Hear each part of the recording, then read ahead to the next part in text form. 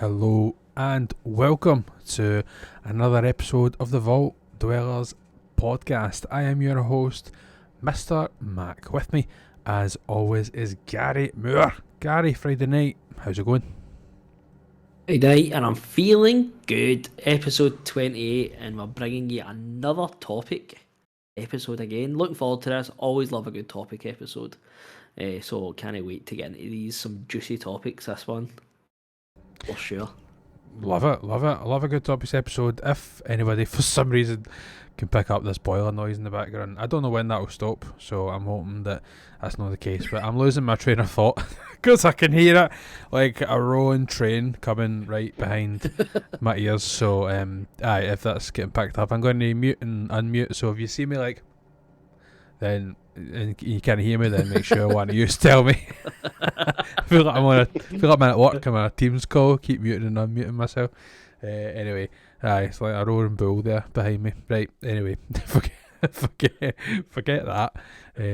Let's introduce our start of the show. He's bringing the bar right back up again like we promised. We missed him on the last episode, the first episode of the year. So this is the first official real episode of the Vault Dwellers Podcast because we have the return of our legendary Hoodie. Hoodie, how's it going? Thank you so much. I'm so happy to be here. Sorry, I missed you all. And much like what Gary said, these topics are going to be so juicy. You can slice them up, put them in a pie crust, fold over, dump a bunch of sugar on there, make yourself a cobbler. That's how juicy they are. I've heard that's quite one of the highest sugar takes, actually, the cobbler. I've heard that too. I've got to check my facts, but I've got to check my facts. It's not always trustworthy, but I think it's right on this occasion. Alright, okay. If you've not picked up on the Vault Dwellers before, if you've never watched one of our episodes and somehow you're still watching this episode, we are three friends that have come together to bring a nice wee show about a whole host of different topics. We bring together some video game reviews, some movie stuff, and just some quizzes and challenges and all sorts of technical challenges, and oh my god, the list goes on. Anyway, I'm selling the Vault Dwellers. This is what it is, and the Vault Dwellers bring you a whole host of information from the vaults of our minds. Absolutely love it. Something for everybody is something I would say, especially around about the festive times and Halloween and things like that. We would do some special episodes when the timing is right. Right about now. Oh, there's Hoodie. Hoodie is going to drop some pearls of wisdom. I don't want to derail your intro because you're great. You're amazing. Incredible. But I do think that we should switch up the intro, and every new episode we just say, if you haven't watched the last episode, you should get caught up because this is a serialized podcast and continuity won't make any sense. So if you could just go back and watch all the other ones first and then jump into this one, you'll be fine. We'll see you guys in about 3 weeks if you just go and listen to what you said. Maybe if you listen to us on 2 times speed, you might catch up. You might catch up. I've completely forgot the episode number. I actually should start writing that down. 28. Gary Moore. There you go, 28. Gary Moore used to chime in with that, and then he's get lazy, so now we're just going to have to crack on with it. Did you actually? I've already said it today. Do you know what? I didn't listen. I was too busy listening to the boiler. Right. It's stopped now. It's all good. It's stopped now. Right. We're going to crack on. We're going to get stuck into the usual weekly podcast, weekly shout out to Rahula Hoop. I'm do you know what it is? I'm using notes, and I never use notes. I just usually just go with it, and I've got the Google Doc on my side, so I'm going to stop reading that. We've got our weekly shout out to Rahula Hoop. He was on last month's episode. It was absolutely great to have Rahula on again. I'm hoping to be able to tie in with him fairly soon in the year. We've got probably try to get Ben on first, but we'll try to get Rahula on a actual topics episode so we can hear a little bit more from him. We enjoyed having him on last year to do the quiz, and we found out a little bit about Rahul, so it'd be good to try and delve into his mind a little bit more. Right now, Rahul is actually in I don't know if it's Japan or Korea, possibly one of the two. I'm not entirely sure, but anyway, he's off exploring the world. Check out his Instagram. I think it's Rahul _. I'm not entirely sure. He said it was the one was stolen, I think, or it's Rahul with 2 zeros. Just go and watch the 2 other zeros, I think it is. Yeah. In fact, forget what I said. Go and watch all the episodes. Just what Hoodie said. Watch all the episodes, and eventually, last week's episode or last month's episode is going to tell you how to find Rahul. It'll be like a Where's Waldo but digital. I just say that fantasy critic was a cracking episode. I really enjoyed it, and it's just really fun, the fantasy critic, and even though, you know, it's heating up as we go along this fantasy critic already. We're only in February and it's already heating up. Yeah. But yeah, it's been definitely it was a great episode, and Raul just as you said, we'll definitely have him on again because he's fantastic. Yeah, getting a wee bit too big for his boots, right enough in that fantasy critic league. I'm still on the fence where I want him to succeed over your good self, but in the end he might topple it because his levels a confidence and bragging are getting a wee bit too high for my liking. But anyway, I might have created a monster to get rid of your existing one, so we'll just have to play it out just to see what happens. I think we just have to play that one out. Right, let's move on. We've got our Gary's favourite topic to kick off the show. So Gary, why don't you set us off for a wee bit of what have we been playing? So it's been a wee while, probably about a month since our last episode. So it has been quite a few games that I've been putting my foot into. So I'm just going to start with Spider-Man 2, because that's a game that I think I talked about last time maybe. But that's a game that I have finished, started and finished, platinumed, and do you know what? Really enjoyed it. Really enjoyed it. Such a good game. Just you knew what you were getting as soon as you stepped into that game, you know. It's just such a comfortable game just to go into. And the additions that they bring in, like the wingsuit, I don't know if I could go back and play the other games now, because that wingsuit, it's just absolute perfection the way they even added that in. And it was a couple of times you're going, oh god, I don't know if I like this, and then before you know it, you're swinging about, and then right into that. It's so like authentic to the feel of it, this like gliding around to swinging, and it's just so good. Also love the story. I thought the story was really good.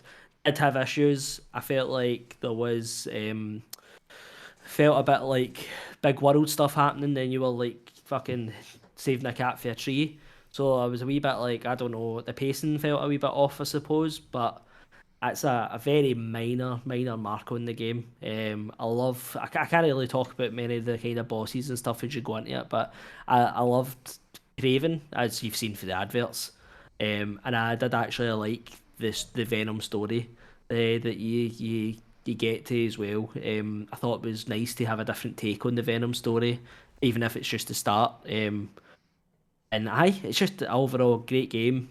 I felt myself, only another critic I would say is, I felt myself feeling like it should have been either or. I didn't really like the changing between Miles and Peter all the time, and I know you didn't really need to do it all the time, but for the main story you did. But I felt like I wanted to play as Miles most of the game, and then it was like, oh, the big stuff on the main stuff was with Peter. So it kind of felt like Miles was no really a main character in the game, or a lot of the game, which I think is a bad thing, because actually Miles is probably the person I prefer in the game. Even towards the end, there's some of this like the student needs to teach the mentor and stuff like that, and I was just a bit like, feels so overplayed at this point. I just wish they would have done a few things different. I think when we reviewed or we talked about Miles Morales, I was saying how good would it be if they just made him the main character, like going onwards, like just make Miles the character. And I even said to Sean a couple of weeks ago, After playing it, I was like, oh, I'd have loved if Miles actually got the Venom suit and he was the Venom Spider-Man, the symbiote Spider-Man. I was like, just for something different, just to change it a wee bit. I mean, they've already changed stuff up so much in this game, Insomniac, and I just felt like that could have been a really cool change. Just to, so it was like the mentor actually needs to be like, no, no, what are you doing? Don't go down that route. But anyway, I loved it anyway. Solid 8. If I was giving it a 100 score, probably an 87 or 88. Beautiful game. I took so many screenshots, and I was just like, this game is perfection. Even the way it plays. I did that thing again when I started it. You know, I started it and I was like playing Arkham Asylum again. I was like, feet planted in the ground, you know, try to do combinations and fight. And I'm like, what am I doing? I'm Spider-Man. Like, jump up in the air, like, swing a boot. And, you know, and then it just came back to me again. And I was like, oh, aye. Play Spider-Man, don't play as Batman. And then after that, it was great. The powers are really good as well. Really enjoyed the powers. Peter with his symbiote powers and Miles with his powers. Really enjoyed that as well. I just absolute incredible game. Loved it, and happy to see if they do a spin-off of maybe like the Venom or something like that, because I thought that would be with them, with Insomniac, with any game, you just know you're in for a good time. So I'd be really up for that, especially if they make it an 18, which you would need to make a Venom game an 18, I think, at this point, or at least a 16 plus. But I've really enjoyed it. I actually would like to know what you kind of think of the Spider-Man game. I know we were talking about doing a review for it, but I think it's just been so long that a lot of you have even played it, that it's just probably not even viable to do a full podcast about it now. So if you want to just talk about it now, let's go for it. Hoodie, you go. Yeah, I think there's a lot that I echo of what you said. I love Insomniac. They're my favorite studio. My favorite game of all time is Sunset Overdrive, and I think they have nailed what it's like to play a game and get that moment to moment experience throughout the entire thing of I could go around New York City for hours, and I did, and I didn't do anything because I just liked swinging and flying and doing all that, and not understanding when I'm playing 2018 that they could make this any better, and then having this and understanding now that, wow, I should not have expected anything less because they can clearly improve on everything they want to in any way that I didn't even know I needed. And now I can't go back either in the same way of like, that wingsuit is so fucking good. It's so good and it feels great. And like them figuring out that balance that never made me feel like I relied on the wingsuit because I could still swing as much as I wanted, and switch back and forth so easily that it just kept that momentum going and it felt really satisfying throughout that entire experience. So the gameplay they just nail. They like just 10 out of 10 if I was gonna just put a number on how good that game feels to play. I think the combat is the same thing of like they are so smart in the way that you feel like Spider-Man to your point of I jump into this, I think, oh yeah, I've played Arkham. No, this again, you have to retrain your brain to remember they didn't make this game to be Arkham but with Spider-Man. They made this game to be Spider-Man, so he wouldn't be on the ground. He would be in the sky. He would be swinging around, using his gadgets, things like that. So it is really fun to see them bring that character to life even more and with Miles. And I think there no spoilers, obviously, but I think the way they use other characters was a great improvement as well. Where I was like, I'm having fun playing this other person. Like I'm enjoying what's going on here, and I like that gameplay element too. Where in the first one, it didn't bother me. I know a lot of people had issues with like some of the other characters you could play as, like Miles without his powers or Mary Jane. And in this, when they do it again, I was like, oh, they learned so well from that I did start to feel almost as if I was playing Ellie in The Last of Us at points, right? Like that gameplay that she has is so fluid when you're like running around the zombie apocalypse. that this also felt very much like that, where I felt fast and quick. It didn't feel like, oh, I want to get back to Spider-Man. I was actually excited for new bits of playing other characters. So Yeah, I yeah. think they really improved on everything technically, and I didn't even think they needed to, because I love the 2018 game so much, and I think Miles is the the best in the entire series, his standalone game, and I think that is like the big draw for me. It was playing the game. Where the story comes in, you know, there's a preface of I don't like Venom as a character outside of the the Tom Hardy movies. I think those are the only Mhm. times I have liked Venom, because I think he is one of those characters that just annoys me. Where it's like I he, I like the idea of Venom in the Tom Hardy movies because he's a fanboy, and that's kind of fun.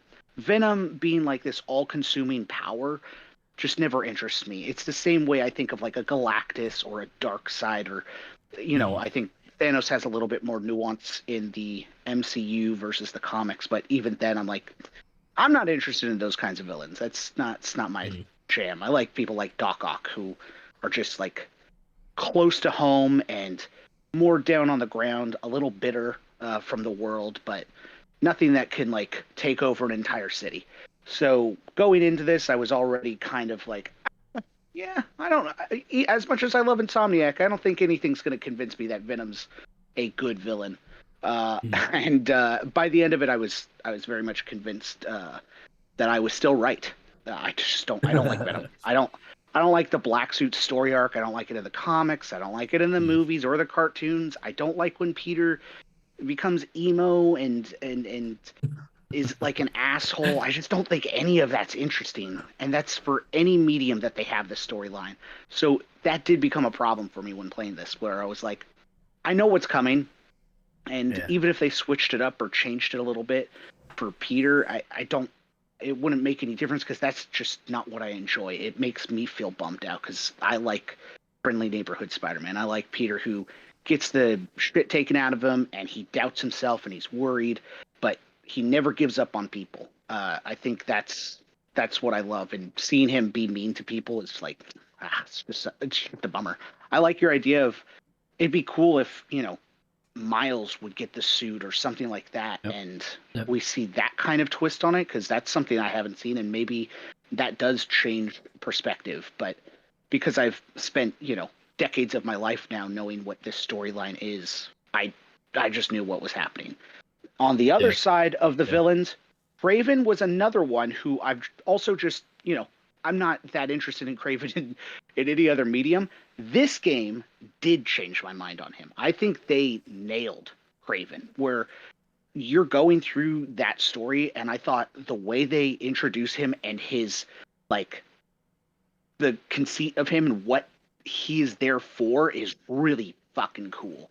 And Yeah. I had wished that the rest of the game was just him and we didn't have Venom at all, because he was such a solid villain, and that was such a cool concept of why he's in New York and what he's doing and why Spider-Man wants to stop him, and like all of those things were so interesting, especially when you get later on, where you are getting like little notes of his backstory, and you're like Yep.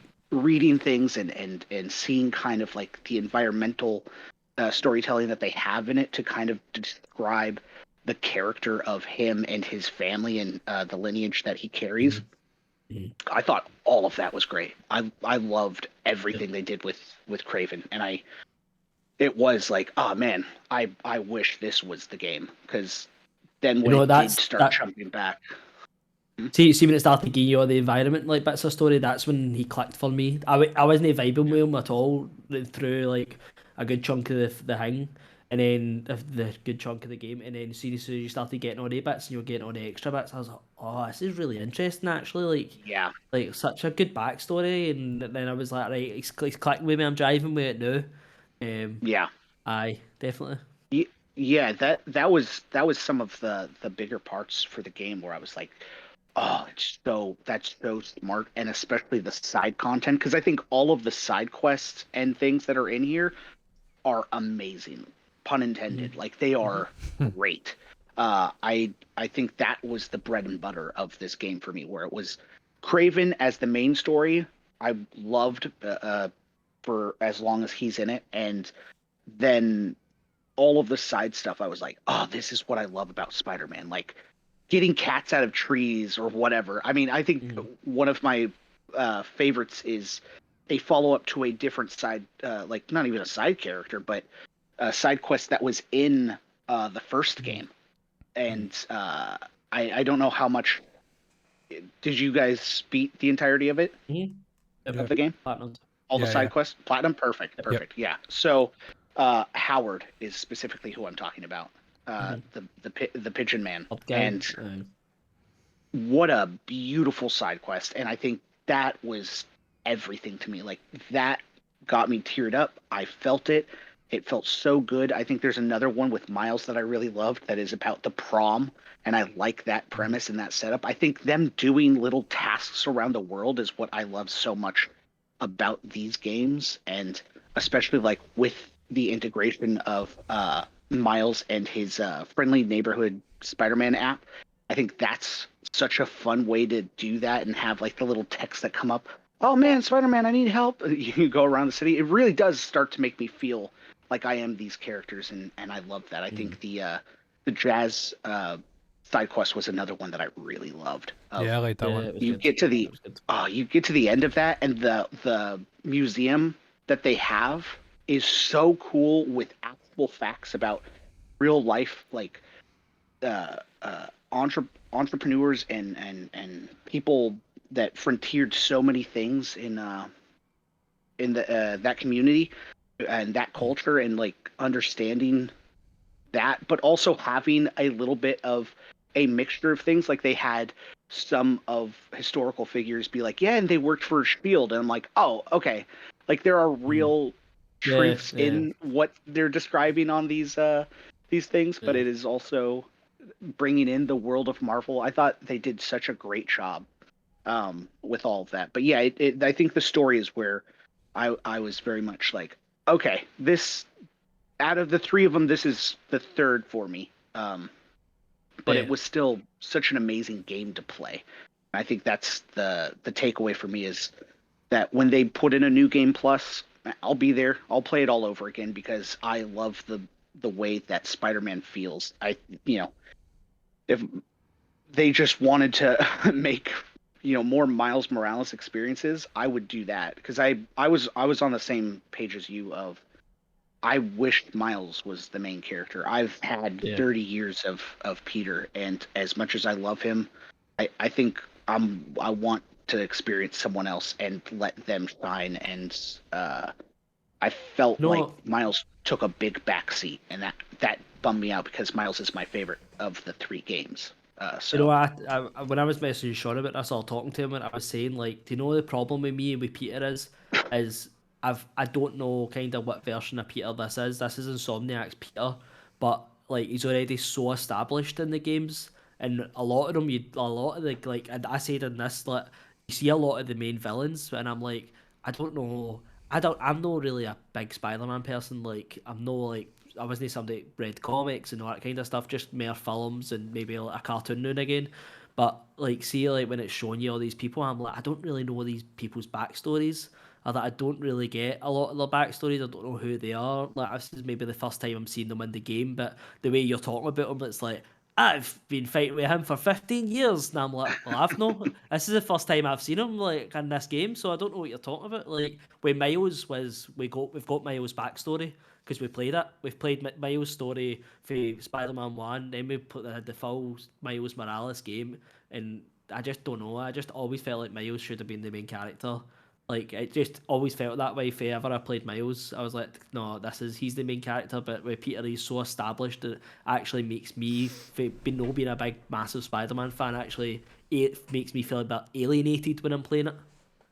That's a very meaningful criticism. I think that is super smart, to the point of they rely on you knowing who Spider-Man is. And it's hard not to know enough about Spider-Man, but it is your expectation of the audience or the player is, hey, you know who this is. We don't need to catch you up on this. And although I'd like to say, yeah, everybody should know who Spider-Man and Scorpion's dynamic or whatever have you, but there aren't, right? That is the reality. There are tons of people in your position of, "Oh, I don't know anything about this," and having Miles be that makes an incredible sense of, yeah, I love Miles. I think the Spider-Verse movies are phenomenal. Yeah, I like him in the comics. I enjoyed him in some of the cartoons, but like, still, Miles is fresh and new to me. So when I was playing the game, it did feel like, oh, I like this origin story, especially because I have the context of 2018 as well, where I'm playing as him just as a regular kid, and I'm kind of growing with him and getting attached to him there. So then when he does get to be the Spider-Man element, I am now feeling like, okay, let's get our footing. Let's see what we're capable of. So it does, yeah. You really are growing with him in that sense, and Peter is established in a way of, yeah, I have that knowledge, so it doesn't really affect me, but it does take away the, oh man, I didn't get to see him make his suit, and I didn't really get to see him make his gadgets, and I didn't get that experience, and I think maybe it's relied on the idea that, well, the movies have exhausted that, but I feel like a game hasn't, right? We haven't gotten that through a game. So giving me an origin story of Peter probably wouldn't have been exhausting the same way the movies have felt, where it's like, okay, we get it. We get it. Aye, A game, aye, I haven't experienced that. So yeah, that's a great point. I think that that plays into a great reason of why I want Miles to just be the main character. I think he is also just so likable and charismatic. I think playing throughout this game especially, where I was like, man, he is the heart and soul of this universe. And I think they have Peter as the face of these games, but I think this has always been Miles' story, and Peter just happens to be there a lot of the time. And as much as I love him, and I think Insomniac does an incredible job with Peter. And I think Yuri Lowenthal is an amazing Spider-Man, again, pun intended. I think they are just nailing it on every level of me being a Spider-Man fan. And even my criticisms with Venom stem from my own bias. Like, I just don't like Venom. So it's like not a knock against them. Clearly, objectively, it's a great Venom story. It's just not for me. So it's like, those elements are so cool to see, but then having this new, fresh, like, perspective of being an up-and-comer like Miles makes that game feel so much more closer to what I love about Spider-Man, which is like little guy against the world. Because even though he has superpowers, Peter, throughout my entire life, has always felt like the nerd who just happens to be a little bit stronger than everybody else. But it doesn't change who he is as a person. I think Miles has become that, where Peter is more confident.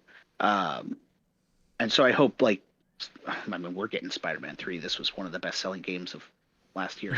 It's also just an incredible game. So, Spider-Man 3, I would love as well.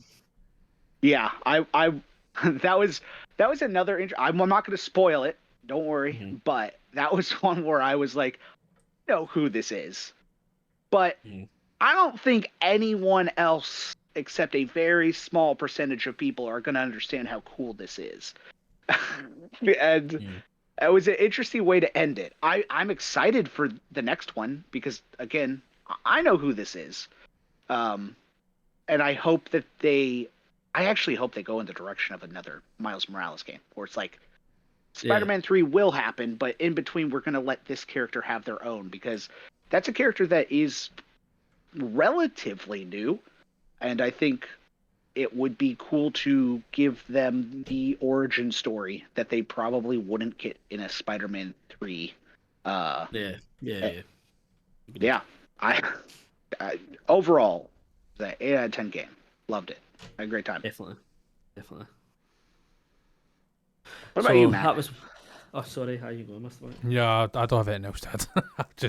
I couldn't be more in line with hoodies. It is too far removed for me to think too much on it on the spot. I wasn't really too prepared about throwing in or weighing in on it, so I can't really think about it too much. I maybe would have looked up a wee bit more, but yeah, I can't really add too much more to hoodies. I probably in the same line. With it being too negative, just less Venom, more Craven probably is what I don't know. I'd never knew Craven before this, so it was completely fresh, and it would have been really good just to see a wee bit more. And obviously, Miles Morales' main kind of villain, if you like, in this, I would have maybe liked if that was just completely removed and handled separately. Would have been more powerful just to have that in a separate game. So, as much as Spider-Man deserves its place in the Fallout was great, I would probably say the only one thing that nobody's really mentioned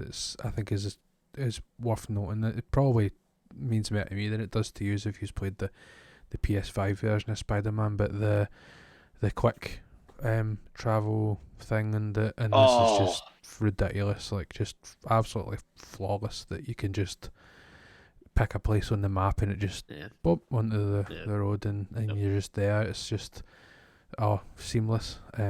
Just really, really good. 3 seconds. If it's even 3 seconds. If even so that, it's ridiculous. Yeah. So it just made the cleanup a lot better as well.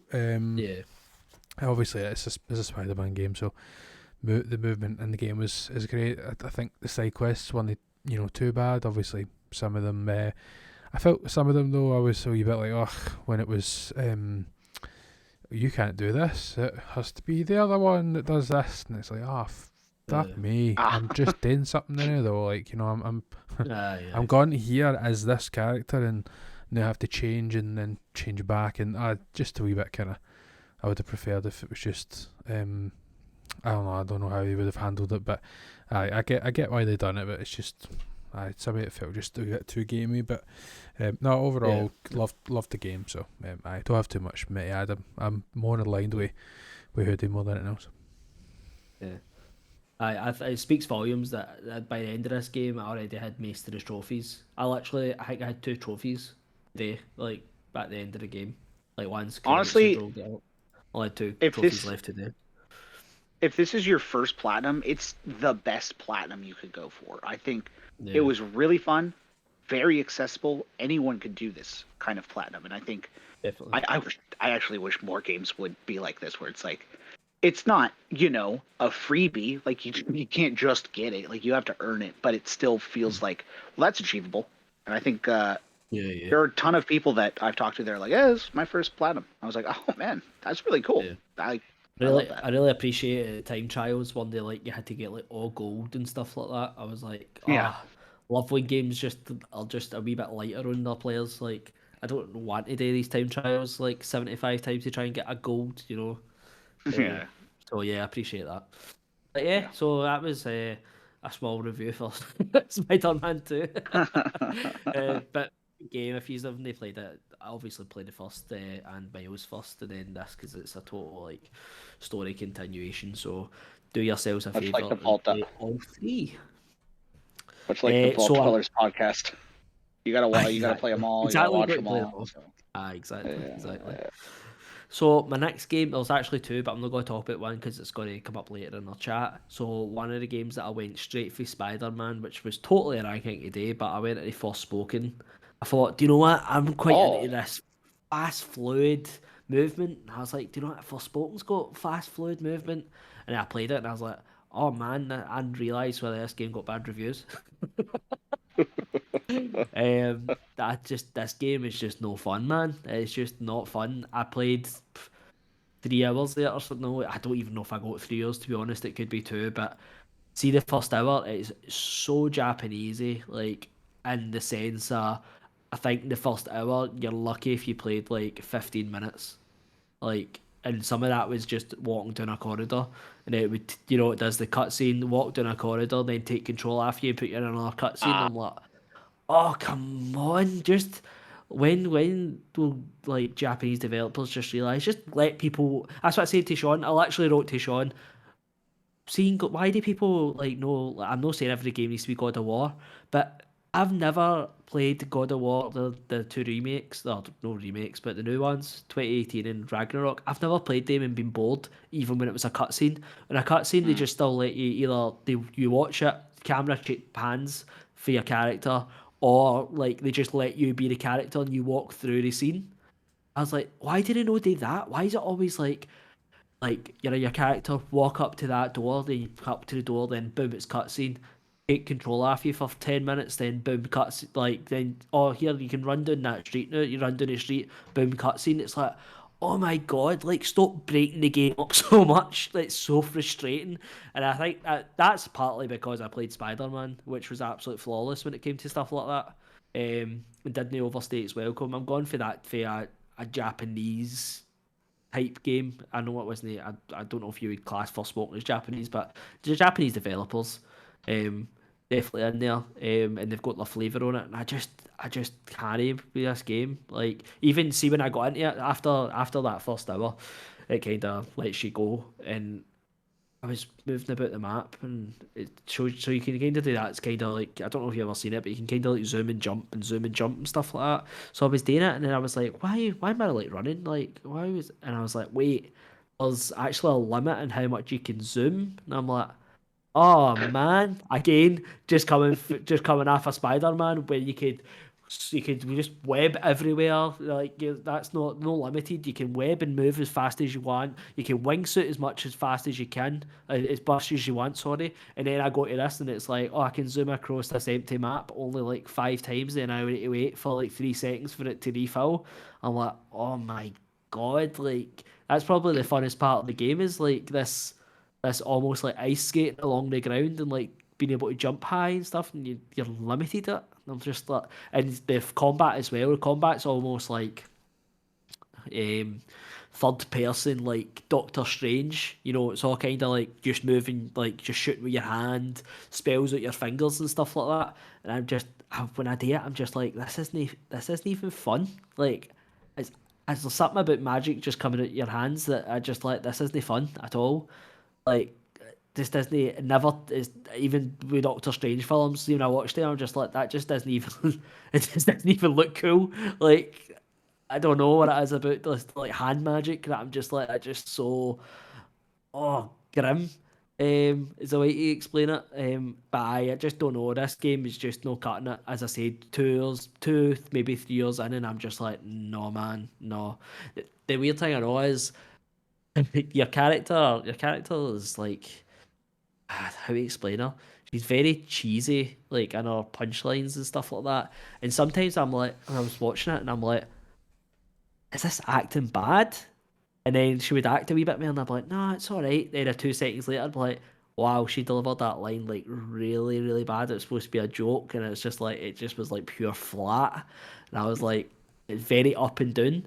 And then you go to a side character, and the woman, it was I can't remember her name. She was another woman, and she was so like, you know, acting her heart out, and you know, every line she delivered, I was like, I believe her. Like she's like the most believable character that I've met in this hour, and I was like, she should have been the main character because every line she was delivering was just like, I was like, oh, I'm in with her, and then your character would start again, and she'd be like, I'd be like, oh god, no her again. So that was the point. After I played it a wee bit and like killed a couple of animals or whatever I was doing, I was like, no man, this just isn't for me, and I'm just already putting it a pasture. Because it's just if he's played it, if any of you's played it. No, I've got it. Yeah. No, you go. I've got it around about Christmas time to play, so it's I think maybe 3 games away for trying it out. I played the demo and really enjoyed it, so Yeah. hoping for maybe the same of that. I quite enjoyed the gameplay. Some of the attacks and things like that, the combinations and whatever else, and switching between them and stuff. It seemed like it would be quite a good. It's obviously if you're saying this kind of heavily laden with cutscenes and nonsense to start with, and no, obviously fair dues, but when it was the demo, you were just mostly just playing the open world kind of stuff, and Yeah. I think at that point it would be, it felt like it'd be a pretty good, kind of podcast game or whatever, or a game just to play in the background for watching TV. I think and that's what it'd be perfect for. Actually, it'd be a perfect podcast game, which I don't usually play. That's not usually my bread and butter for games. I know you like a wee podcast game now and again. Just switch your mind off and just fuck about and listen to a podcast. But that's just not what I play. It's not what I like. And I wonder actually in the demo how far like you'd be on. Maybe it does get fun as it further goes on and your powers develop. But see at the start, fuck me, it's chronic, man. Let me tell you, be wary of this. Aye, that's what it is. So I'm not like, I played like, I spent like what, £9, £10, whatever it was, on it. So I'm not like bursting at the seams or going to burst into tears because you don't like it. But I've got to play it and then I'll enjoy it. But they give you like a certain amount of powers. They kind of ramp it up. No doubt they give you more than what you'll get by the same time playing it. But they do give you like enough that gives you a taste of what you can do, and hopefully I'm not playing for too long before I can do that. But I'll check it out. There's a couple of games before it. I think at least one anyway. Before and the ones I'm playing now, but we'll get into that in my topic later on. What about yourself? How do you the demo as well? Yeah, everything Max said, I'm same page. Yeah. I was one of those demos where I got done and I was like, I had fun, and I saw it on sale. I didn't get it, but I considered it. But I was just, I already had a game that I was playing at that time that I was like, actually, it's Spider-Man. What am I saying? I was playing Spider-Man.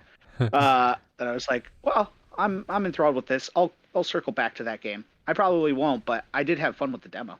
So. Yeah. And my last game is Farm Sim 22. Oh. Still playing with MrMac, still toiling away, still digging away, trimming some bush, as we say. Our wee farm is coming on, by the way. We're 4 fields strong, and we've got a spinnery and a clothes making factory, I believe. 5 fields. Oh, we've got 5 fields. There you go. We made 2 of them into one, but still 5. Aye. So it's coming along. I'm much more into this than I even anticipated. Really enjoying it. Definitely you need somebody that knows how to play that game, because that game tells you fucking nothing when you turn it on yourself. So good luck. So I have had Sean show me the ropes. I don't think I would play this game myself. I don't think it's that type of game, but I think it's quite a good game for co-op. So you just jump on and be like, right, what do I need to do today? What we doing today? And then have a wee list. We've actually got like a wee Google Doc where it's like a plan for the next time we go on and stuff like that. So it's a strange wee experience, but I'm thoroughly enjoying it. Yeah, we're 56 hours in. I was just checking there. So I played 50, and it's not even over like a long time either. And we're pretty much are just kicking off actually. We've put a lot of hours. Can I just say one negative before you start? One negative is, see, when you play as a player 2, you get fucked all the time in this game. I don't know what it's about. It's like maybe they didn't actually want you to play with people. I'm not sure, but like there's some stuff that I just can't do, or they don't show. Like for example, just a normal thing is like Sean will be like, all right, this contract we're doing, we need to send it to this part of the farm. So he's got it on his mini map, it shows him where to go and stuff like that. Where in me, it doesn't show me. So I'm going like that to him, right, where is it? What field's it beside? You need to tell me what fields it's beside so I can see it. So there's like really weird like stuff like that. We've got a glitch now where I can't actually work one of the machines. Like just every time I try to put it up there, it just falls back down. And then I'm just like, what the fuck is that? And there's been a few wee kind of like player 2 like mishaps. I can't buy some stuff, I can't do some stuff that Sean can do because he's the main player. So it's a bit strange, but we got used to it. We got used to it quick. Let's just say that. Aye.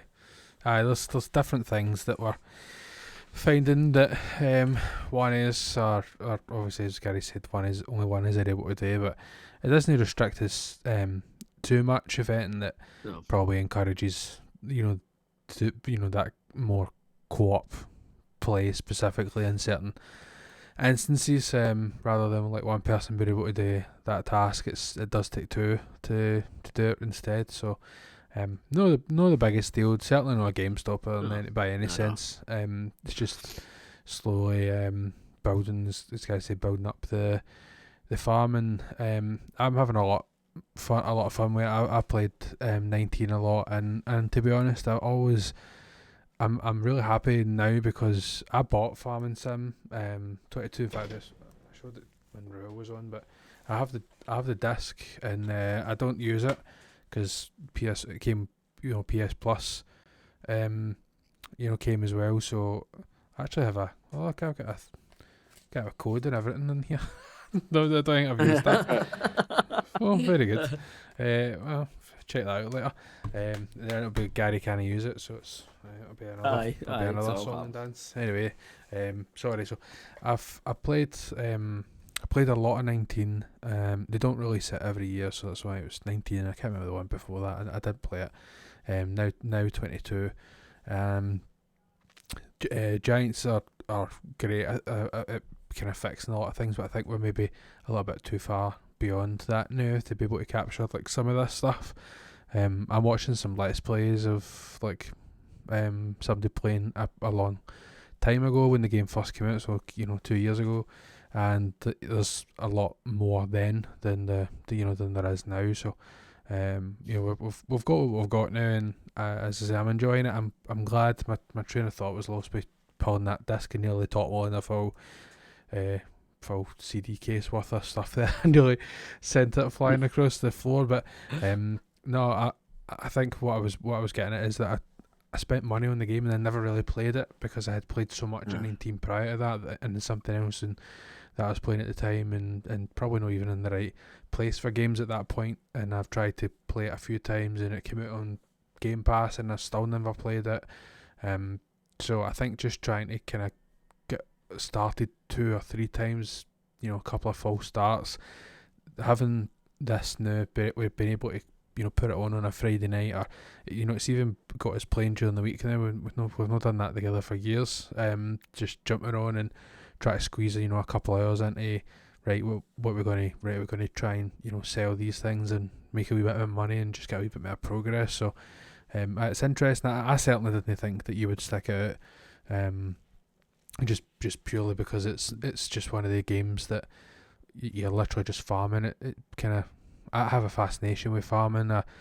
When I'm driving in and out of work and stuff, I always see tractors. I always pass bits of big machinery and stuff, and see fields getting cut and seeing different fields with like different crop growing on it, and I'm like, oh my god, that's quite funny. I harvest that kind of stuff when I'm playing the games, and you have a very, very basic understanding of it, but it's just the art of farming, other than probably the development of machinery, but it's not really something that has changed over many years, other than, like I said, machinery and equipment probably getting bigger and more high tech in terms of monitoring probably, but the general concept is the same. Prepare, seed, harvest, blah blah blah. It's just interesting in the different things that we've got in the game, and it's just nothing ever feels like it's a superficial task, whether it's taking the tractors away to get refueled, or whether it's trying to take on a contract that's a massive 4 or 5 night contract that we took on stupidly. We'd seen the money and thought take it, and then we literally started it and it was like 10 hours later we're still doing it, and it's just one of the things, like, we certainly are in deep on this one, but it's fun to get these obsession games, and the fact that we're only playing it together means that I still have time, I still make time, to play other games, because I don't play this solo, because I don't want to go too far without Gary, because it's a joint venture as opposed to Gary's coming on to help me deal with the farm type thing. Anyway, I don't want to move on to the No, other game I I've been was playing last. unless you're finished, mate. Aye, that was me. Can I Of course. propose a question? Go for it. One of my topics that I have like logged Uh-huh. for a different day was one that came to mind after I watched that Gran Turismo movie. And if you don't know what that movie is, the premise is this like guy, he plays Gran Turismo, and then they're like, wow, he's so good at playing this game. And I'm being reductive. There's more to it, but the surface level, he's so good at playing Gran Turismo that they are like, you should like race NASCAR or whatever, and so, or a Formula One, and so they like just put him in a car and then they make him race, and then he's like really good at racing too because he played the game. So my topic later on in a different show at some point would be, are there any games that you feel that you've played that translate to real life? So my question is, could you become a farmer, Mac? I genuinely Yeah, it think does. I already do my. This is Jake. It's at Farmers Wear with this wee padding thing and that on the front. It's a golf. It's a golf jacket, but it's only pretend. I think that when I know there's a guy comes into our work who's a farmer. He comes in and he's not like what you would think would be. He's just a just a guy, you know what I mean? He's just, everybody just calls him Farmer Dale, but he's just a guy, you know. And I talk to him every now and again about different things. I try not to like ask him too much, 'cause it make myself feel stupid, you know, like with it. But I asked him once, you know, if he like does like crops and that kind of stuff, because basically like he just owns a lot of land, and I hear him kind of talking to the boy that sits across from me, and also my boss as well, and they were talking about the fact that obviously because they own the land, they can put, you know, this. At one point he had like he's got installed like a wind, it's not a windmill because that's not right. Oh dear. Fine. Wind turbine. Sorry. He's got one of them installed, and he was telling them obviously you get so much in government grants and stuff like that to build one of these things, and after so many years that's it paid off, and it's pure profit after that. So it's quite, you know, strange. Like he also has like a company that deals with like concreting and makes, you know, does a lot of foundation stuff for houses and housing projects and stuff. So it's like such a diverse thing. The idea of being a farmer, I think, you know, building houses and doing all this other stuff, like it's quite varied to try and keep up the obviously different avenues of profit, but pure the pure aspect of farming in terms of like being on a combine and harvesting like a field and stuff like that. Like I would be petrified of not keeping. It's too OCD to be like, oh, I need to keep these lines and I need to do all this stuff, but I would certainly love to have a go at like a bit of heavy machinery, like just to try and like just to see what it was like just, you know, going and seeing the size of like some of this equipment in real life, and you know, just hearing it, or, you know, gone for like, you know, here to, you know, 2-3 meters away, like with the equipment on. Like I would probably like to do that. I don't think I could do it like fully committed to it. I don't know if I don't know, I know you haven't, but if any of the listeners have watched like Clarkson's Farm on Prime, I would, if you have any interest in farming, and I've said to Gary already, like you should definitely watch it. But some of the videos that you see, and it's him and the kind of younger guy that's showing them the ropes, and they've got the lights on, and they're going to, you know, the wee hours of the morning trying to harvest all their crop and stuff, and you know, they go, and the guy who's kind of the other guy that he's a bit older and trying to show kind of Clarkson the ropes in terms of the money side, and they go to this field, and the whole field, as far as you can see, is dead, fucked. And he's like, what the fuck happened? And he's like, oh, the such and such got to it, you know, a certain insect just decimated the full field. And it's like, I just couldn't wrap my mind around the fact that that's a full, like whatever that money, like you have to think about it in money. That's it gone. Like you can't do it. May as well just rip it apart and start again. Like it's just it's a weird thing. Like even in the game, I get stressed out about the idea of if we don't have this in time, it's fucked. It's so. But I mean, generally we always give ourselves plenty of time, and there's different aspects of the game you can slow it down and things like that. So there's loads and loads and loads of different things that we haven't even touched yet.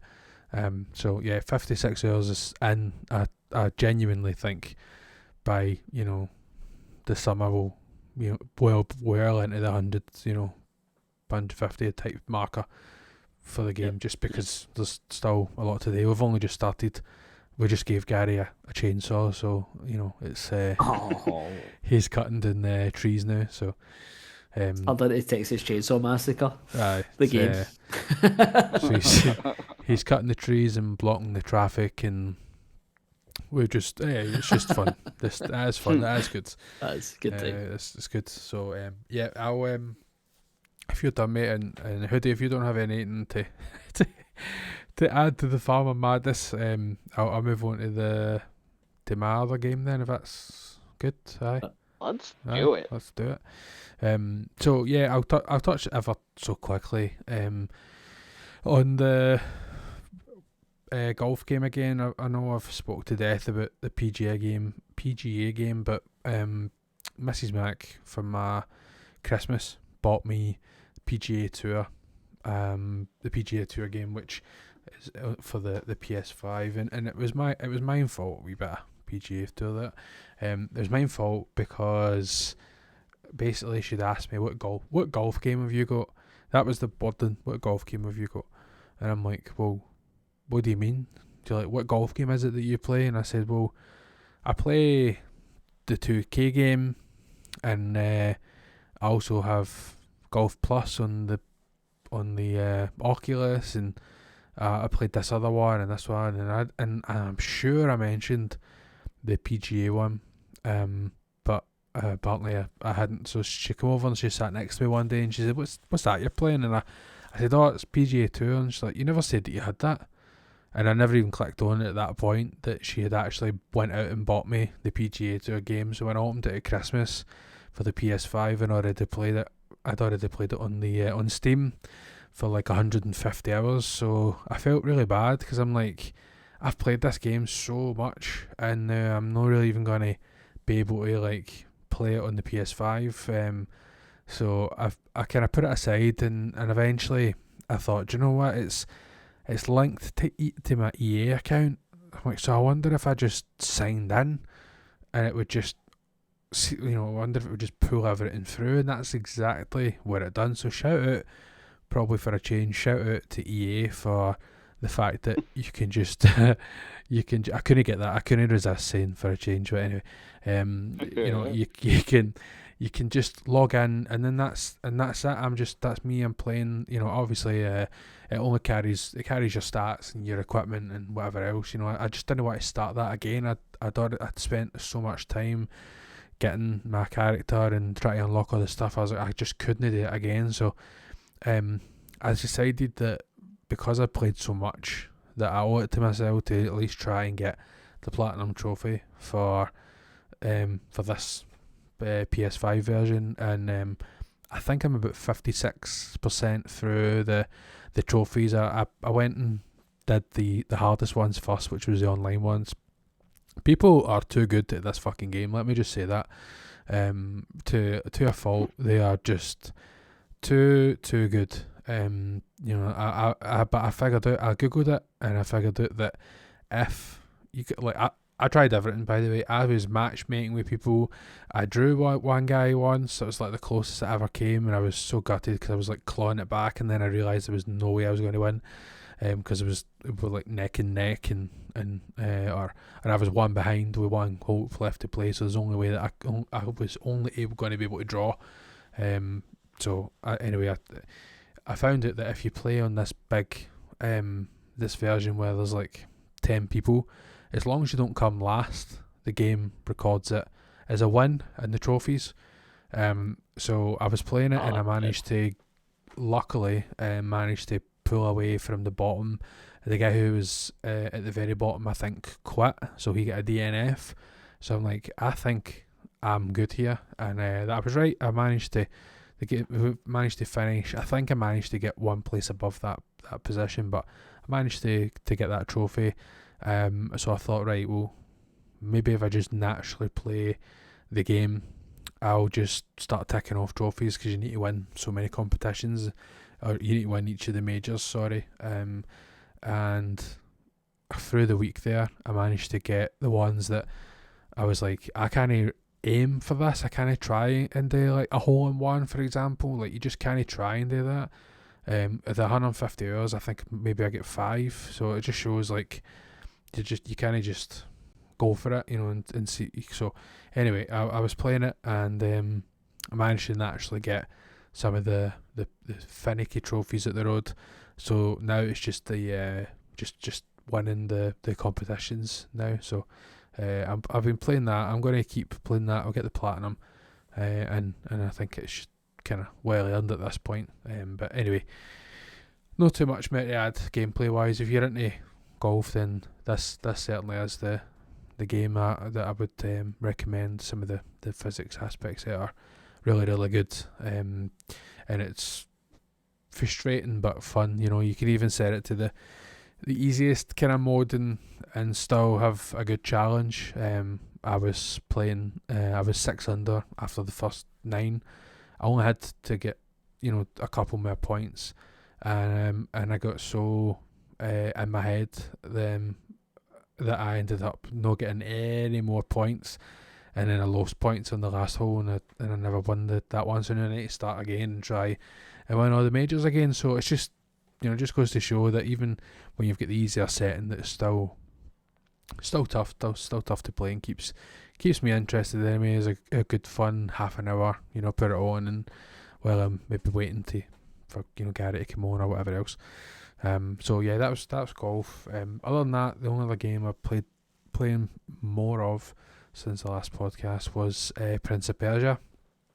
I would recommend that to a lot of people to play that. It's such a good, if you like the Metroid style games and stuff, then this certainly is one for you. There's some mechanics and markers and stuff that you can have on to make sure that you know which way that you're able or unable to go. I would say it's one of the better Metroid games in that sense, that I've never really felt like I've been too lost. You can buy maps and stuff like that for very low cost, and it will unlock a zone and area grayed out so that you still know like where you haven't explored and whatever else. The boss fights are really good. You can set the difficulty very very well. Actually, you can reduce it, but you can also set certain things like the counter window and things like that to make it a little bit easier as well, because I'm not about this Dark Souls life where you try and fucking get slaughtered every 2 minutes. I just don't have the energy anymore. So but it's that's there for people if they want to play it that way. And then the other side of it, Prince of Persia was always the strongest element of it, was always the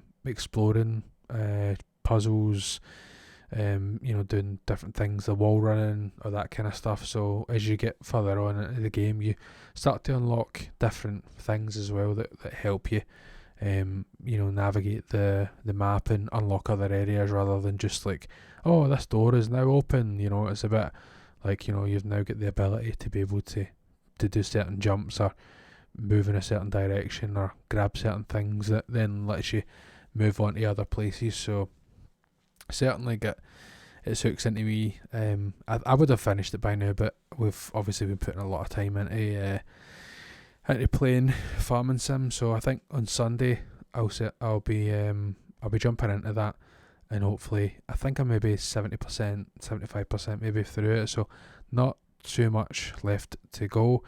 I'll touch on what I'm thinking about playing next as my topic. So that's my wee teaser to stick around to the end. of the podcast. Hoodie, why don't you take it away, man? What have you been playing? It's been a wee while since we've heard your dulcet tones and the passion that you bring with the games you play. So take it away. Now, I've been playing quite a bit. I've gotten into the gaming kick of things where I'm like, okay, you know what?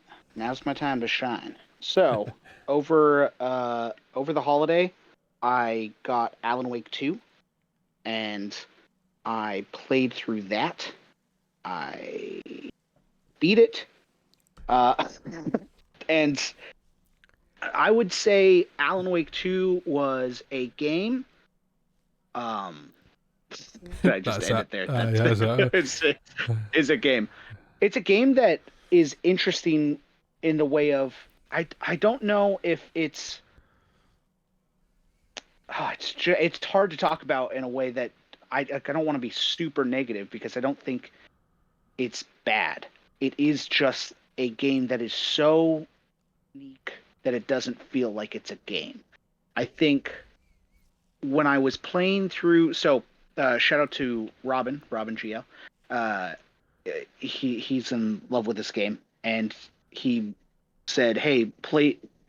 At a point, there are two characters in this game: Saga Anderson, Alan Wake, and you can switch between them at any point once you've reached a certain chapter.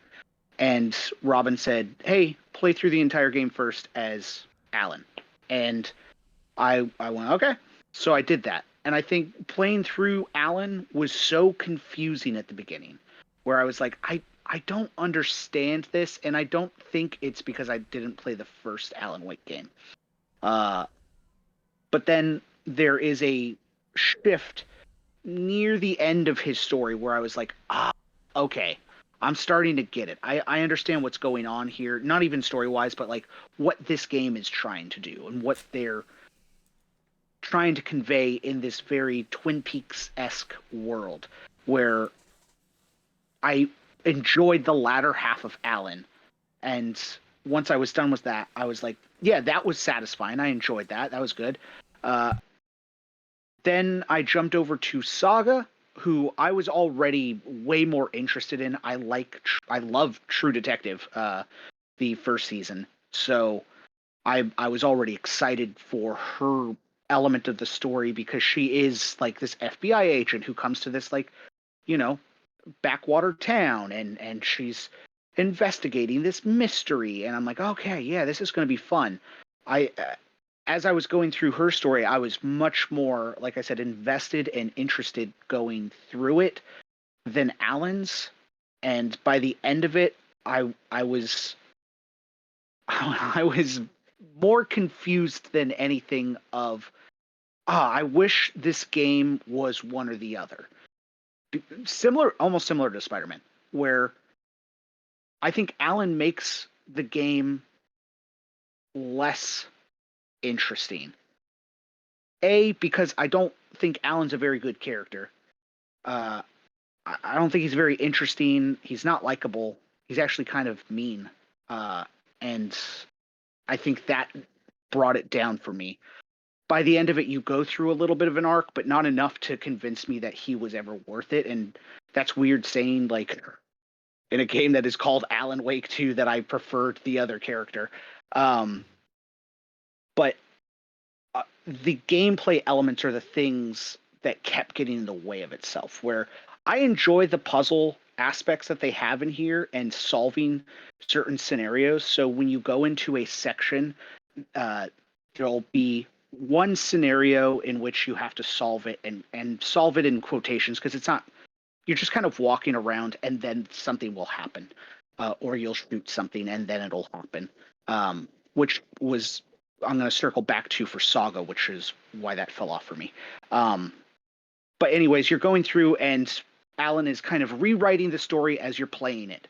And, okay, I've found out that these cultists are way more interested in this thing. So now I'm going to rewrite the scene. And now the same space looks different. It has different lighting. There's different set pieces that you're kind of going through and trying to understand, well, what else were these cultists up to? So you could then get a different murder scene. And it just becomes a little bit of like a convoluted way to get to the point, because there isn't like a choice option, but it's somewhat makes you feel like there's a choice, or that you have any real agency, which I don't think you do.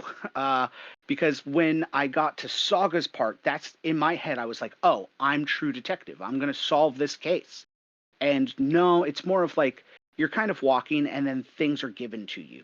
And I'm like, oh, okay. So do I need to piece these things together? Because she has like a conspiracy board in her head that you can access. And you can like look at the whole board. And I was like, oh, it's going to come down to like a choice of, is this the guy? And then I'm going to go arrest them, and it doesn't matter. And getting the pieces also became this is going to be such more of a negative review, but overview of this game, where it is like, I don't like things being tedious in any game.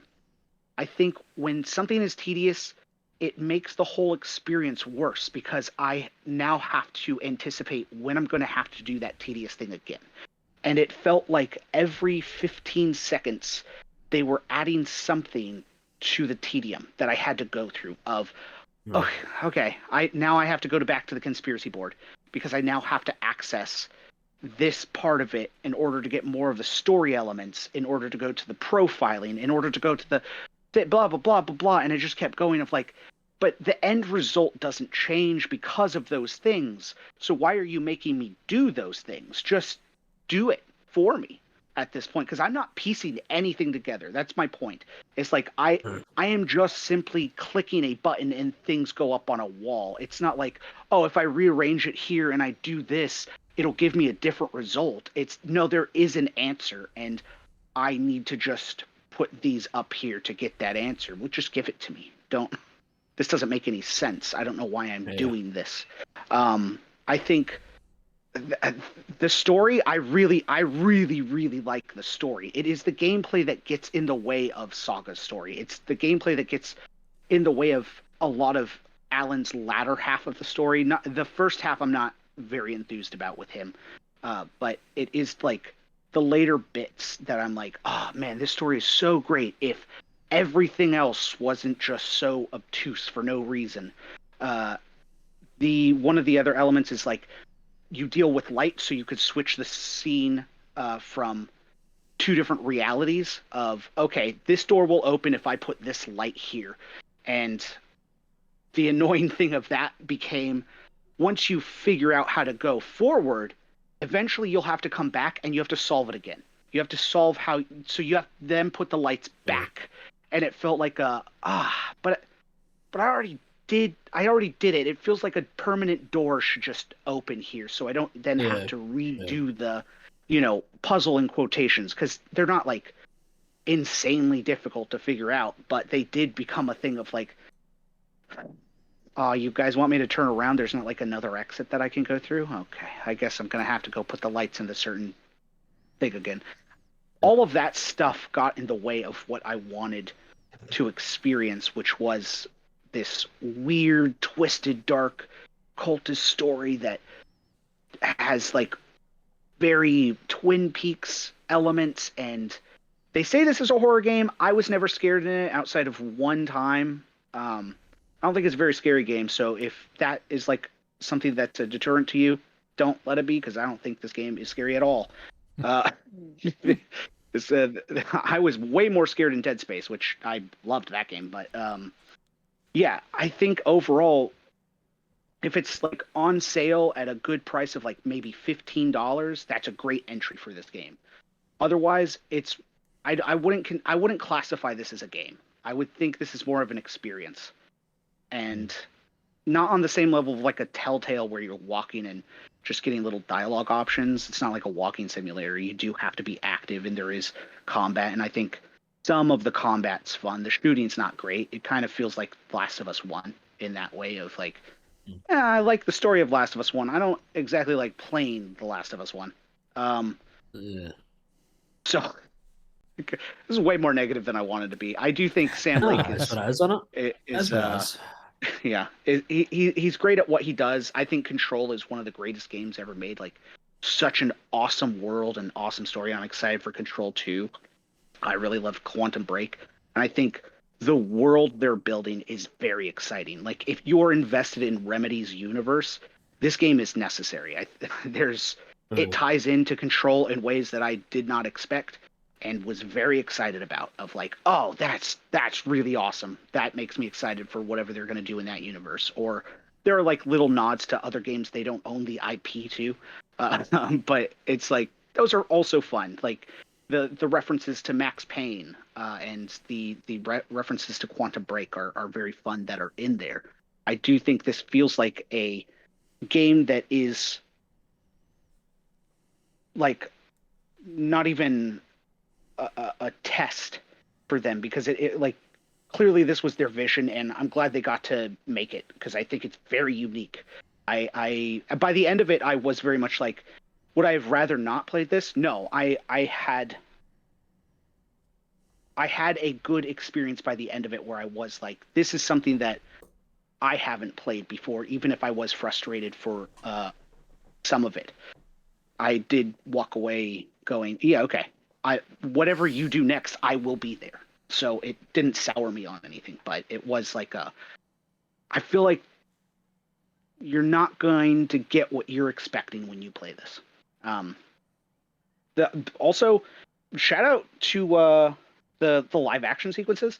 I think it was really interesting getting those. Where there no spoilers. I'm not gonna spoil this game, but there are later on there are a lot of live action sequences. I would say maybe like 40% of this game is live action, where you don't play and you just kind of watch a movie.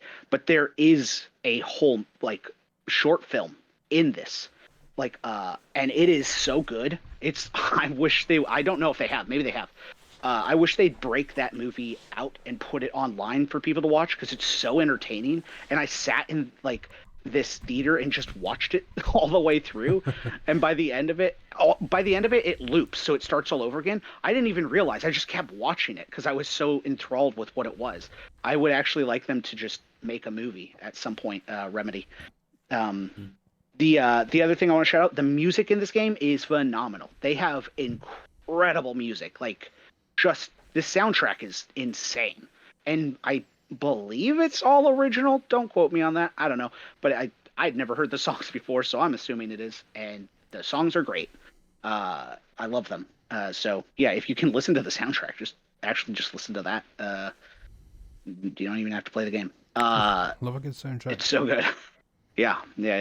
So that was my first game. And then the second game I started playing after that was Suicide Squad. And Suicide Squad is fantastic. It's a great game. Everybody has some weird vendetta online against this game. I don't understand why. It's incredible. I've been playing it with Ben. Phil and I have been talking about it. It's just, as a lifelong DC fan, I love Spider-Man, but that's kind of the only part of Marvel that I really love outside of like maybe Ghost Rider and Daredevil sometimes. But DC is my thing. Like, I love the DC universe. So when I was jumping into this, I was full on, let's go. This is going to be great. I had been invested day one. The trailer released, I was like, that's just Sunset Overdrive. And as I've mentioned, Sunset Overdrive is my favorite game of all time. And you know what? It is just Sunset Overdrive.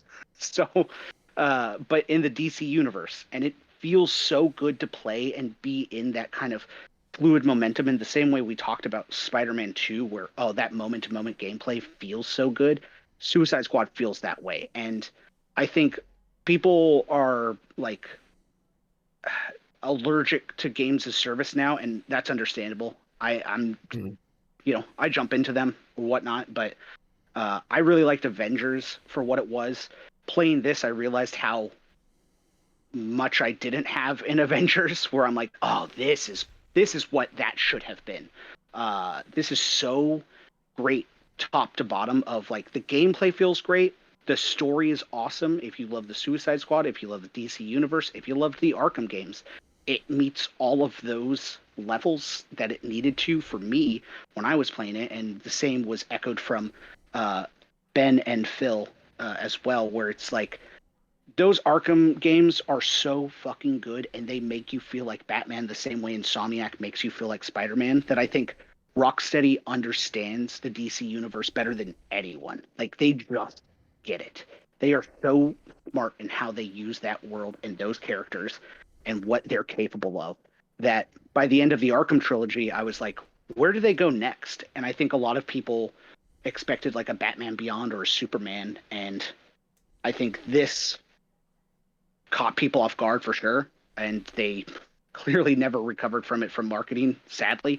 But playing it, it was like, oh man, this is so fucking cool to see like the closure of characters that I didn't think I needed closure to from the Arkham series. Because this is, I would say this is more of a direct sequel than a spiritual successor to Arkham. It is in the same universe, and they kind of delve into the psyche of these characters that you as Batman are just punching in the face. So it's like it's nice to see what they thought of Batman punching them in the face. And you're set in a world where Brainiac has invaded and he has taken over the Justice League, and it is your job to kill them all. And I think that is such a cool premise that by the end of it, I was like, holy fucking shit. They did not hold back at all. Like this game made me drop my jaw where I was like, what in the are they actually doing this? And they do it. And then they go further and you're like, fucking God, man, what is this? The set pieces are incredible. There are some fights between characters that are like, holy shit.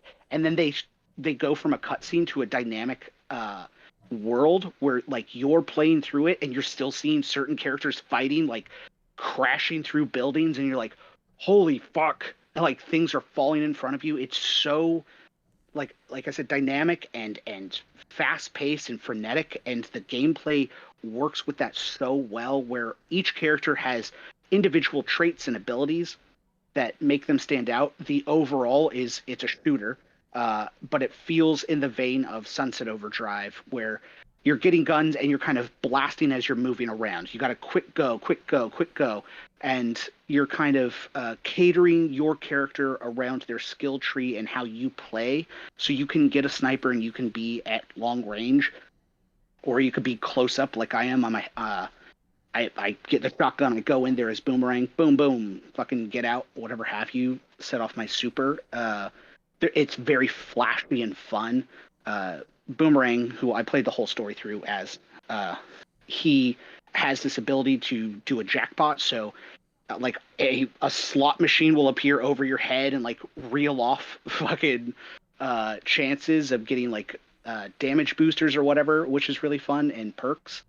So it's like the gameplay and the story and that world all feel so bright and fun and fast paced that by the end of it, I was like, oh man, I'm like, this story was fucking great. I had a great time. I loved this. I wish I had more. And then there is. It is a games as service by the end of it. But if you wanted to just play this as a single player game, by all means do it, because it plays very well as a single player game. I think that originally was their intention, and in my opinion, rumor, speculation, whatever have you, like I think something internally must have changed with memos or something to make this a games as service. I don't know if it was intended to always be that way, because the story is just so fucking good that I genuinely think they could have cut all of the other stuff and been the same as fine, of like, fuck, this is so good. Yeah, but the end game stuff that they do have, which I won't spoil the story for, but it's a games as service. You're going through, you're doing different city missions, like rescue these hostages, get some points, level up, get better gear. The gear systems are different than a Division, or even the Avengers, if you want to compare it to that, which are both fair comparisons. Where I think the way they handle gear is so much smarter. It's not level based, so you can apply any weapon to any character, any like trinket or gadget, whatever have you, to any character at any time. So it's not level based. but it is perk based. So when you get a gun, it'll have like 3 sets of different perks that you can get and different afflictions. So afflictions are like faction based. There's Black Mask, there's Bane, there's Poison Ivy, and Diablo, and they're all cool in how they work in tandem with other guns and how you use them with grenades or other players. And that's all fun. I love the chase of like, oh, this perk would be really good if I used it with this gun because it would create a what they call villain synergy. So if I use a Black Mask weapon on these guys and then I shoot them with a Bane weapon, blah blah will happen. Like that makes me excited because I don't feel like I have to grind. It's more of, oh, every new weapon I'm getting has a different fun thing for me to try out instead of, oh man, everybody's trying to go get that one gun. I guess I got to do the raid 27,000 times in order to get that one thing, but it's only a 25% chance that I'm going to get it. Like, oh my God, I don't want to do this again.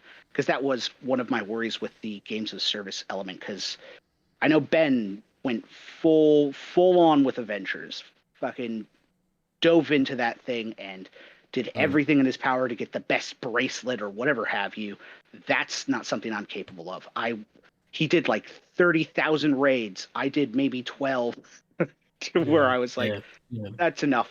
I don't need to do this. This game doesn't do that. This game is very much like, if you find a weapon you like, that weapon could very well work for the rest of the game if you wanted it to. That's and good. Nothing, like if that is what you like, enjoy it. And they also have a roadmap, which they have announced, and by all assumptions, it looks like it's pretty much finished and going to come out on like a Ventures roadmap, where the first drop is in March. It'll be the Joker, which is exciting. Where I'm like, okay, that's cool. This game deals with Elseworlds, so if you're worried about continuity for the Arkham games, don't. There are different universes in this game that they explore. Cool. So Joker is not the Joker from the Arkhams. But yeah, I think this was one of the most special experiences that I've had in quite a while. I have done nothing but beg Insomniac to just give me a remaster at the very least of Sunset Overdrive. Don't even remap, just port it. Just put it on PlayStation so I can play it again. Do anything with Sunset Overdrive. So for this to come out and fill that kind of like need and craving for that game really hit me in a way that I was like, oh man, this was so great. And it made the child in me like, oh fuck, this is everything I would have. My head as like a 12-year-old would have exploded, fucking seeing a Sunset Overdrive game set in my favorite universe. Like that's crazy. So yeah, I really loved this game. I hope when it drops on sale, people will give it a chance. I know the reception to this has been insane. To like. IGN has just been fucking volatile, like just real mean. I don't even understand what their vendetta is against this game, but they have put hit piece after hit piece on this game, and it is so weird. I just like the amount of time that the devs have spent on this and putting love and care into this universe and the little details that they have. They, like I said, Rocksteady understands DC's universe, and I love what they do here, and I love how they fuck around with characters that you grew up with, because I think that's, again, echoing what we said about Spider-Man, where it's like, I want something fresh. I want something new. Miles was that. I want to explore this world in a different way. Suicide Squad is, here are these characters that you've known for 30 years. Well, what if we fuck around with them? Yeah, do that. I want something new. And they did. And they didn't care to, like, sugarcoat it. They fuck around with those characters in ways that I never thought DC would allow anybody to do. So it was really cool. But yeah. That's the Suicide Squad. I have one more game, if you guys will indulge me. Can I ask you how long it took you to complete the story? The story is about, I would say, 10 to 11 hours. They have side quests in the world as well that are like, recruit this person, and those add some more time on. I'm currently about what was it? I think I'm about 49 hours in altogether with the end game stuff. So yeah, but the story itself. I like I just thinking back just before you move on to your other game, like with thinking back at any of the live service games that I've enjoyed playing. I did enjoy playing Avengers, but only when I was playing with other people, you know, Ben predominantly, because he was just eternally on, and even if I was on playing a different game, Ben would come on, he's like, we're raiding, and I can't say no, I just like, okay, and it was fun, the raids were great, you know, getting better and better, and I only developed one character, I don't have the drive to work too hard on other ones, plus I was doing like Black Panther, and Ben eventually told me that, well, when you get so far in, he's the best anyway, like, okay. Not going to put any more time into that, but I did enjoy certain elements of it, but it's most predominantly games that we play, you know, with other people, and I think that's unfortunate that I'm so out of time sync with you guys, and I know that I would be playing it just now, I just have too much other things to play. But I think down the line, I'm positive that, you know, maybe me and Gary will take a look at it down the road and pick it up, because, you know, we've got some fond memories of Division 2, for example. We played a lot of that together, probably mostly up to end game, you know, which was like 50 something 60 hours, you know. And then Monster Hunter World was another one that we played together, and again, I think both of us have the same temperament, like, and you've kind of done it a service there, Hoodie, with your kind of quick comments and stuff, especially the one about gear. Me and Gary get kind of put off near the end, where it was like, you might get the tail for this black monster, and you verse the same monsters again, except they're, you know, black edition monsters. I think that was the terminology. I'm not entirely sure.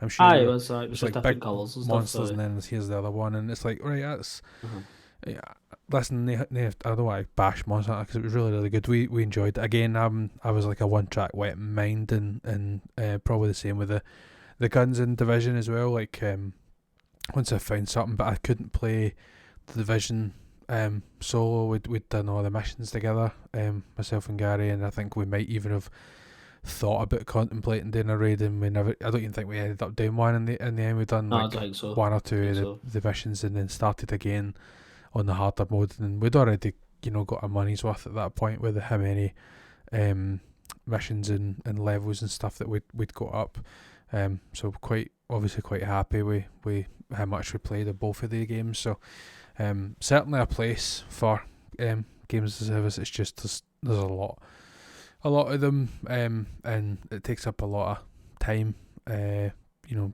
and like I said before, Hoodie, you know, if we were in a better time zone, it's hard sometimes to sync up with you guys. We sometimes catch you at the end of, you know, gaming sessions and stuff, and no doubt when, you know, if we are jumping on in months to come, you'll be, you know, jumping in and out or whatever, you know, at certain points as well, because you enjoy the game, and it's probably going to work the same way that Avengers did, where, you know, Ben just jumps in and runs about and tells us which is the best missions to do, and you know, you just mindlessly do it and catch up with each other and whatever else. So certainly a place for it. It's funny because see like listening to you, like I'm like that sounds good, like everything you're explaining about the story. It's funny, it just how my brain just as soon as I, like, you just heard it was like story, games as service, my brain just goes, nope. Aye, it's you know weird, what I mean? isn't it? And I just can't help it. Like, my brain's just got this automatic like aversion to, like, just see as soon as it goes end game. As soon as I hear the word end game, my brain's just like, aye, right, fucking check out, man. You know what I mean? I think it's just because of the way the Division went. Like, I mean, like, I didn't really understand why it done that. You get to the end and it's like, and here's a special weapon. You're like, can I know I've got that ages ago? Like, I don't even get a chance to use that. You know what I mean? Like, so it's a bit. We like, I always remember Division. Like, you literally cleared the entire map, and we got to the last place. And as soon as we got to the last place, did the mission, and it was like, oh, guess what? You get to do it again. Boom, the full map just covered again. I was like, no, like, fuck off, we just done it. Oh, and by the way, there's a fucking score on you now. You knew you're level 275. I was like, that wasn't even a thing. Like, what's that? It was a rank, no, a number. It was a gear score, wasn't it? Aye. It's gear score. Aye. You know what? I think you're absolutely right about the games as a service, because it is very much like, oh man, I really wish you hadn't done this, because the rest of it is so incredible that I just know that's going to turn people off, like it did for you, Yeah. or Yeah. clearly everyone else under the sun, including the reviews. Yeah. But it is like that.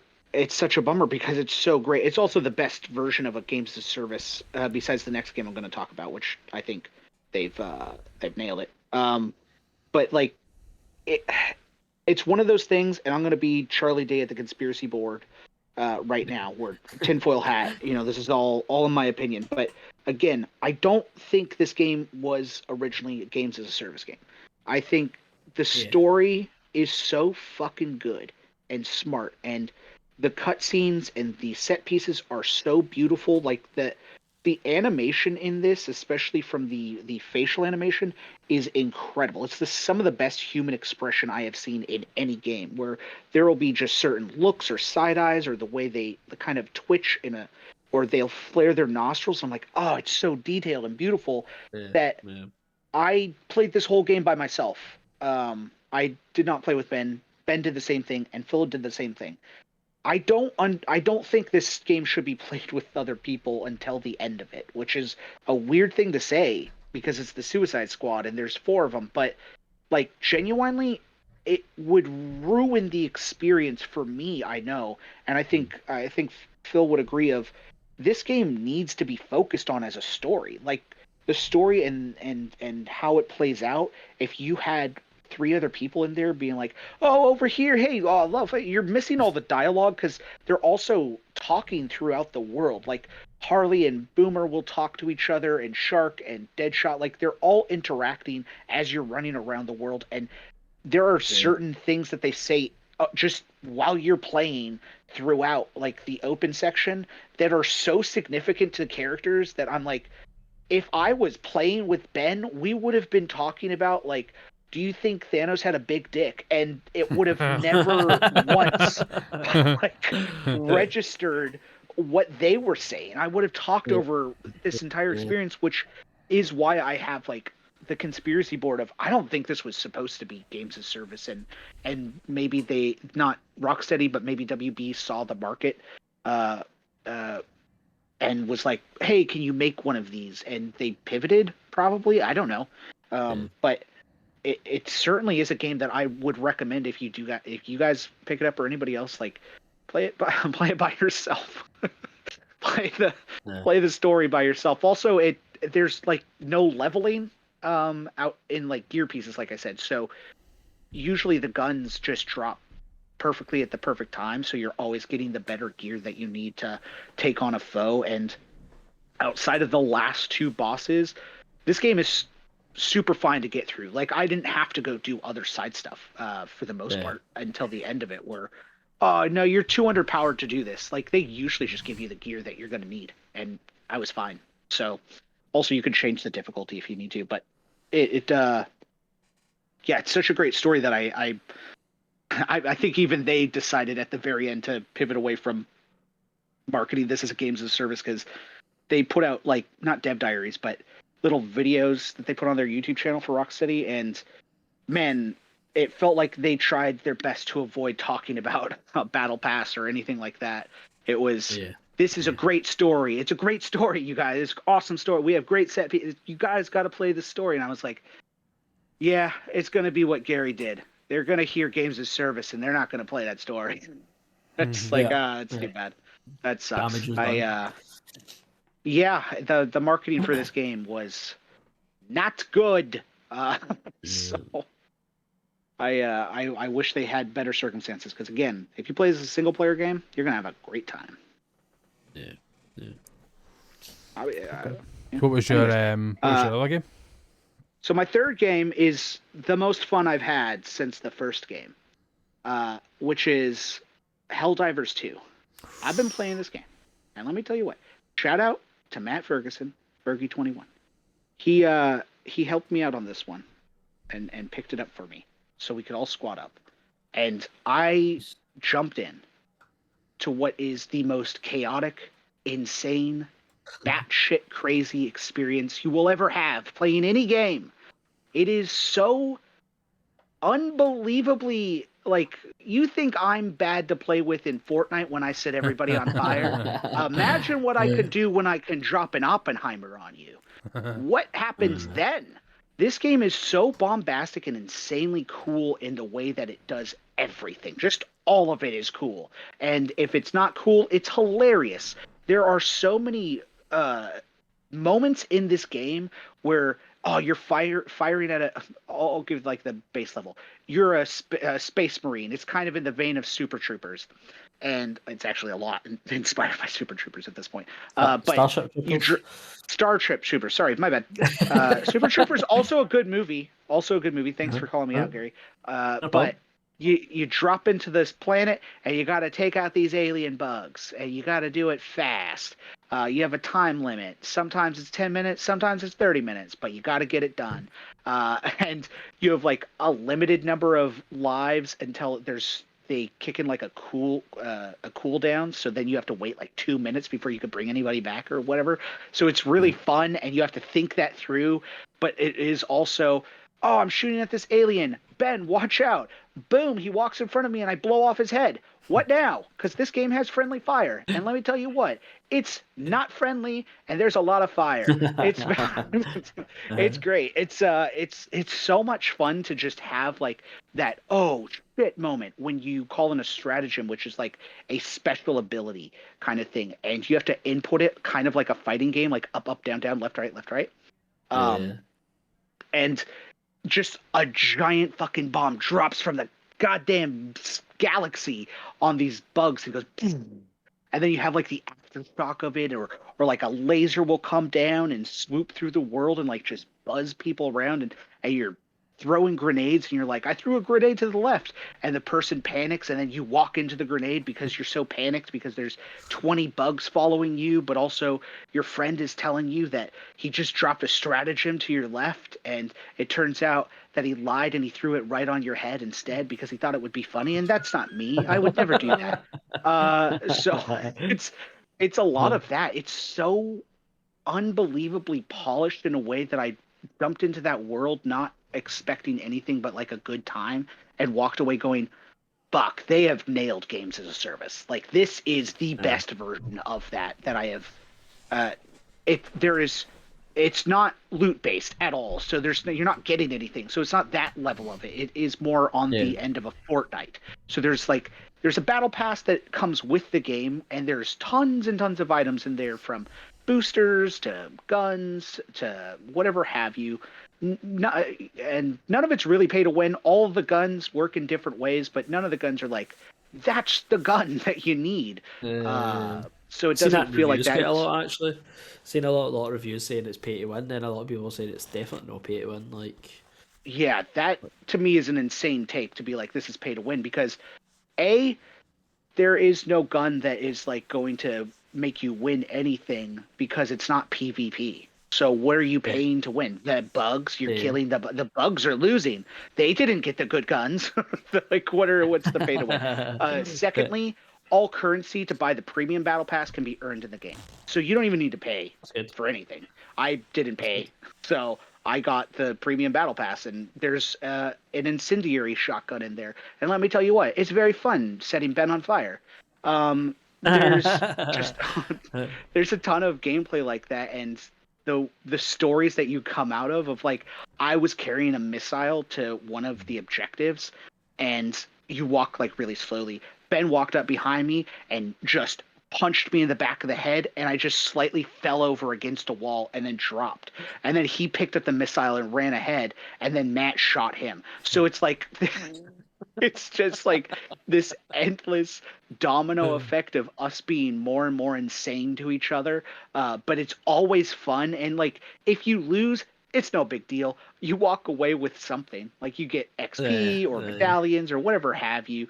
Like, it feels like there's the highest stakes in the world and no stakes at all at the same time, and it's seamless, and it's so much fun to like jump into. There's I don't know the names of things, but there's a section of the map that is dedicated to like robots, and I put robots in quotes. they're Terminators. They're 100% Terminators, to the point that that I swear you could just look at them and go, "That's Arnold." It's really great. It's so much fun to see them come over like a fucking hillside, and they've got like their lasers that are shooting at you. Some of them have lightsabers and chainsaws, and I'm like, "Oh my god, run!" Yeah, God, man, I don't think I've played a party game that is more fun than this. This is the best time you could have playing with friends. And I will say, I've jumped into games with randos on the off chance you don't have friends, which is okay. It's fine. You can make friends by jumping in with random people. But like that works. Everybody usually is like good about it. I've only had one or two, and I don't even want to say they did it on purpose, because who knows, right? Like I've walked in front of Ben's shotgun not realizing he was shooting, or stepped on a grenade that I didn't realize was there. But they all seem to play pretty fairly, and seem to be nice for the most part. So if you're jumping in with friends or randos, you're gonna have a good time. I think you can play this game solo. I have played a good portion of the missions by myself and held my own on like medium. I haven't done challenging, which I imagine if you go above medium, you're not going to have a good time playing this by yourself. But they have insane difficulty spikes that you could enjoy for even more chaos. So you could start on trivial and end up at the difficulty of Helldiver, which I would argue is impossible. But we've played on extreme, Ben and I, and going through one of those maps and seeing like, oh yeah, we could hold our own on hard or challenging. We should be able to do extreme by now, right?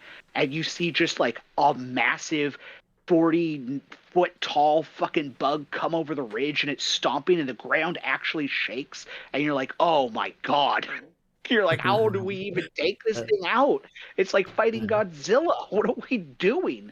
And as you would expect, we died and lost the mission, but it was fun, and that's the key word with this game. This game is fun. So if you haven't played Helldivers 2, play it. You should buy it immediately and hang out with friends and have a great time, because it's just so insane and really polished and feels great. And they had like some server hiccups that they patched within like a day. They're so communicative with their community right now, and they're to make up for some of the lost medallions that people didn't get, or credits. They're doing a double XP weekend right now. So That's good.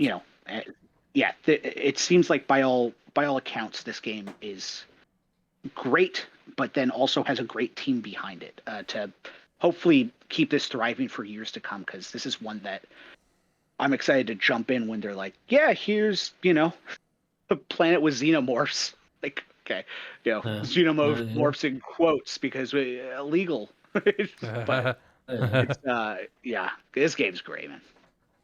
It's a game I definitely want to pick up. Me and Sean were actually talking about that. We were saying it's like came out, and we were like, Jesus, was that out already? But we were already playing Farming Sim, so we're like, well, we need to at least get this done first, and then dive into Helldivers. And well, those are pretty much the same game. Of course. Pretty much, aye. Farming Sim and Helldivers 2, so you should have the same experience. Definitely mowing a lot down, putting the two of them. Right. Yeah, but those are the games I've been playing. That was a good variation everybody played, wasn't it? Yeah, I don't think we've played such a varied fucking list. No, definitely covered a lot of games in a lot of different genres and stuff like that there with those. We've also been going for an hour and 50 minutes between the 3 years, which is just phenomenal. So I'm sure we'll be a long one this episode, but it was well worth it, because it's been a while since we've spoke about the different games, and it's a huge part of the podcast. And I think some of the topics that we've got are fairly light anyway. So I dare say we'll be able to control the rest of the podcast fairly well for what it is. Excuse me. Just before we move on to the first topic, Helldivers, definitely agree with Gary. But just know the right time. It's too just too early in the year for all the different things that we've already got on the horizon and trying to fit different things in. But 100% it's probably one of the most anticipated games for this year. I spoke about that last episode, so definitely get to it. When, I'm not really sure. We played a lot of the original Helldivers, so it's gonna be fun. We're well versed in the chaos that is friendly fire, as you say. So aye, 100%. We're well versed in that. Right, okay. Let's kick it into the main part of the show. Then we've also started this one with a big chunk of the episode being what we've been playing, which is good. Now we each bring a topic to the table, and I'm gonna put mine as last, just because it is games. So do I keep harping on at the minute? We'll just keep that to the end, and probably just a light-hearted one as well. So instead, we're going to kick off with Hoodie's topic. Instead, we're going to throw it to you, Hoodie, if you want to introduce the topic and kick us off, mate. Okay, so this was one of the many topics that rattled off in my head for a while, and I feel like it's an interesting one. I would prefer to keep it in the parameters if we don't go too dark or more existential with it. But it is, you could have fun, you can do whatever you want.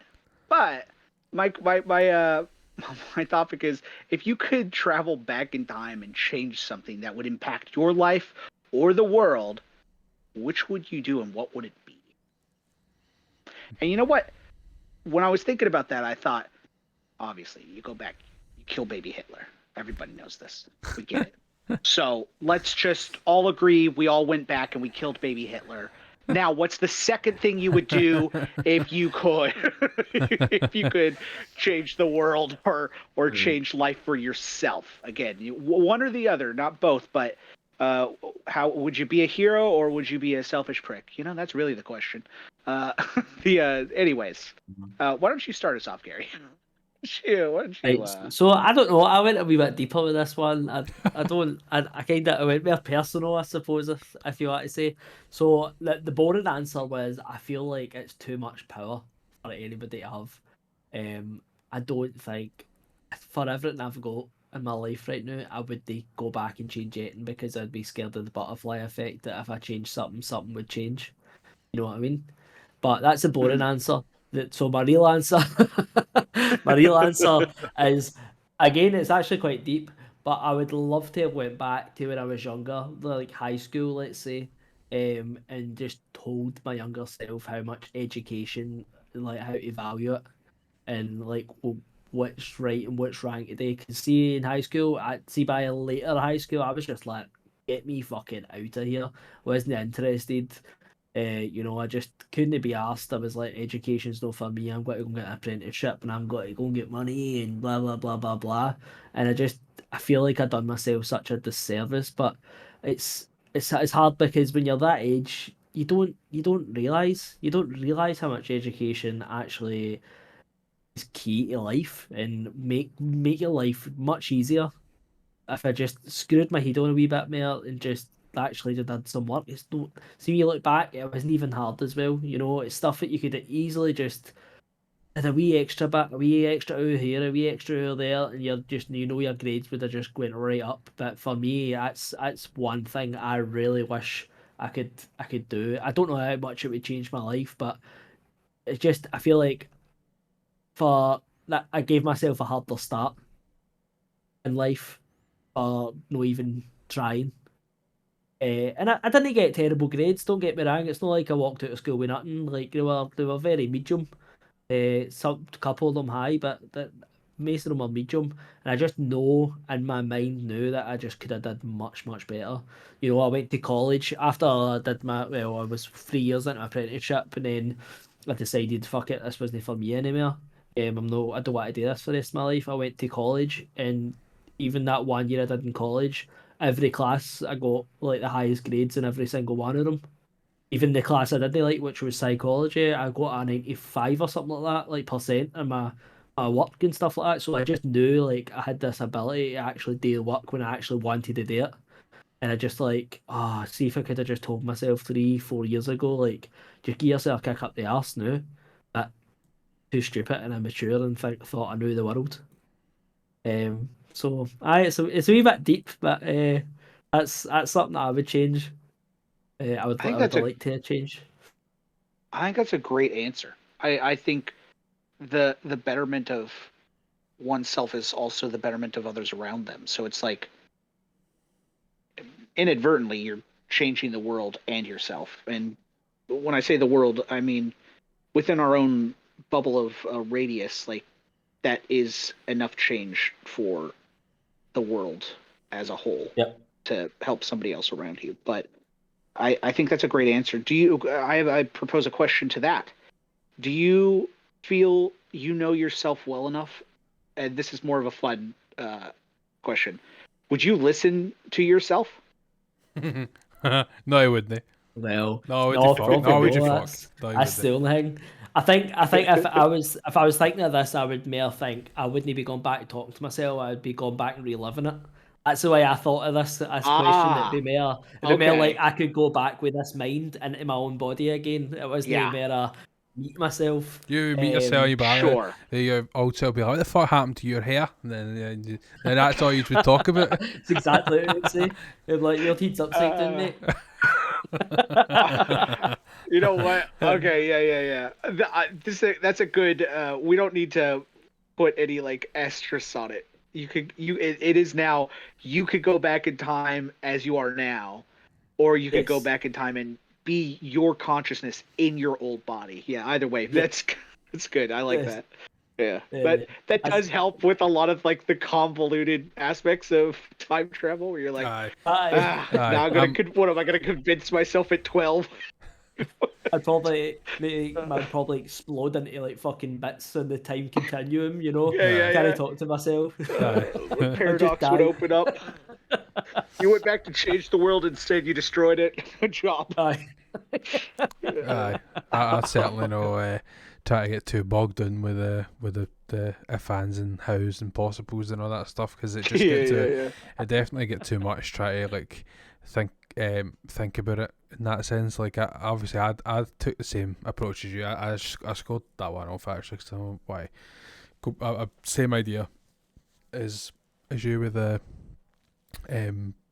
trying it a wee bit harder or whatever, but I've done not too bad at what I've got in the end up, so I'm not overly. I just think I could have done like much better if you know what I mean. Just same as you, but my kind of I was when I was reading I had two immediately came to mind, which I'll go back to Hoodie.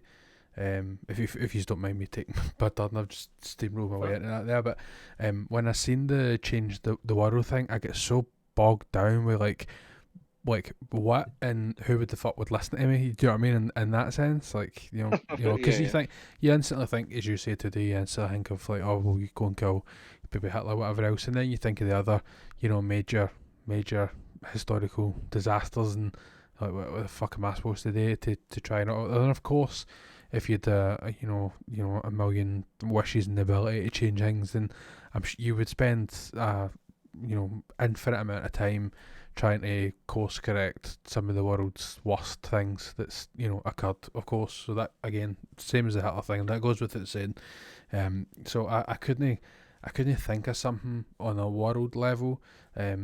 Selfishly, I just went with me. So it's self-reflecting. I've got two answers. Again, the boring answer is Gary had obviously alluded to the one that I'm sure eventually he would admit he's probably thought about is fucking sticking the lottery on. It's just one of the things in it. He's like, oh, fuck me, I want all the money. You want money, so it's just one of the things, and I would, and of course Back you to the Future Biff with us. exactly, Back to the Future. Fuck it, go stocks and Google and all that shit. Like, of course you would. Why the fuck would you know? You know what I mean? What's that, Apple? Yeah, I'll take it for Orchard, mate. It's just one of the it's one of the things you'd be like fucking Steve Jobs' pal. So it's aye. So in terms of that and all that kind of nonsense, but the self-reflective kind of side is where I mostly went to. One instantly that I thought about was when I was in primary school. I took a real like and drive to the only sport that I've ever actually played was a wee bit of rugby. Growing up in primary school, and we had an after school thing that we went to, and we trained, and I was no bigger in the sense that kind of bigger now, like, but I was much taller than the rest of the kids that was at the training sessions, and they used to always like throw me the ball and be like, right, you just need to run straight, and try and get to the the end to score a try or whatever, and I'm like, but every cunt's fucking tackling me, so of course I'm trying to avoid them tackling me. And I was waking up on the Saturday and I was sore, and I mean, I think I'd done it for like a few weeks, and there was only a few people going to it, and it just wasn't as fun and whatever else. So just because of the small numbers, it just happened that the year after it, they got a big resurgence, a big pool of people joining, and they ended up having a league, and they were travelling around and they whatever. And I think that would have helped build a lot of confidence and stuff and that, and it would have obviously the fitness side and things, you wish you could kind of course correct that back in the day so that you didn't overdo it through the years, like, so with it impacting personality and where I am. I would have liked to have get into that kind of side of things in terms of for something that would benefit me. And then the other thing I mentioned there, just a wee bit about confidence. I had no confidence growing up. I was too much, too worried. I'm a wee bit like this, where I'm too worried about what other people think of me, and that kind of happens in different levels and whatever else, and I get far too bogged down with that, and I really shouldn't. But I do get stuck on that quite a lot, especially in my professional career as well, where I can't really afford to think about what other people think, because somebody actually said to me in the day, like, what other people think of you is none of your business, so they're probably right in that sense. It's their perception, you can't change that, but at the same sense, I wish I had more cognizance of like what my ability was and what my strengths were growing up. So I would like to change that specifically, is just to try and work on my confidence and self-belief through primary school and whatever else, to be a wee bit more out there. And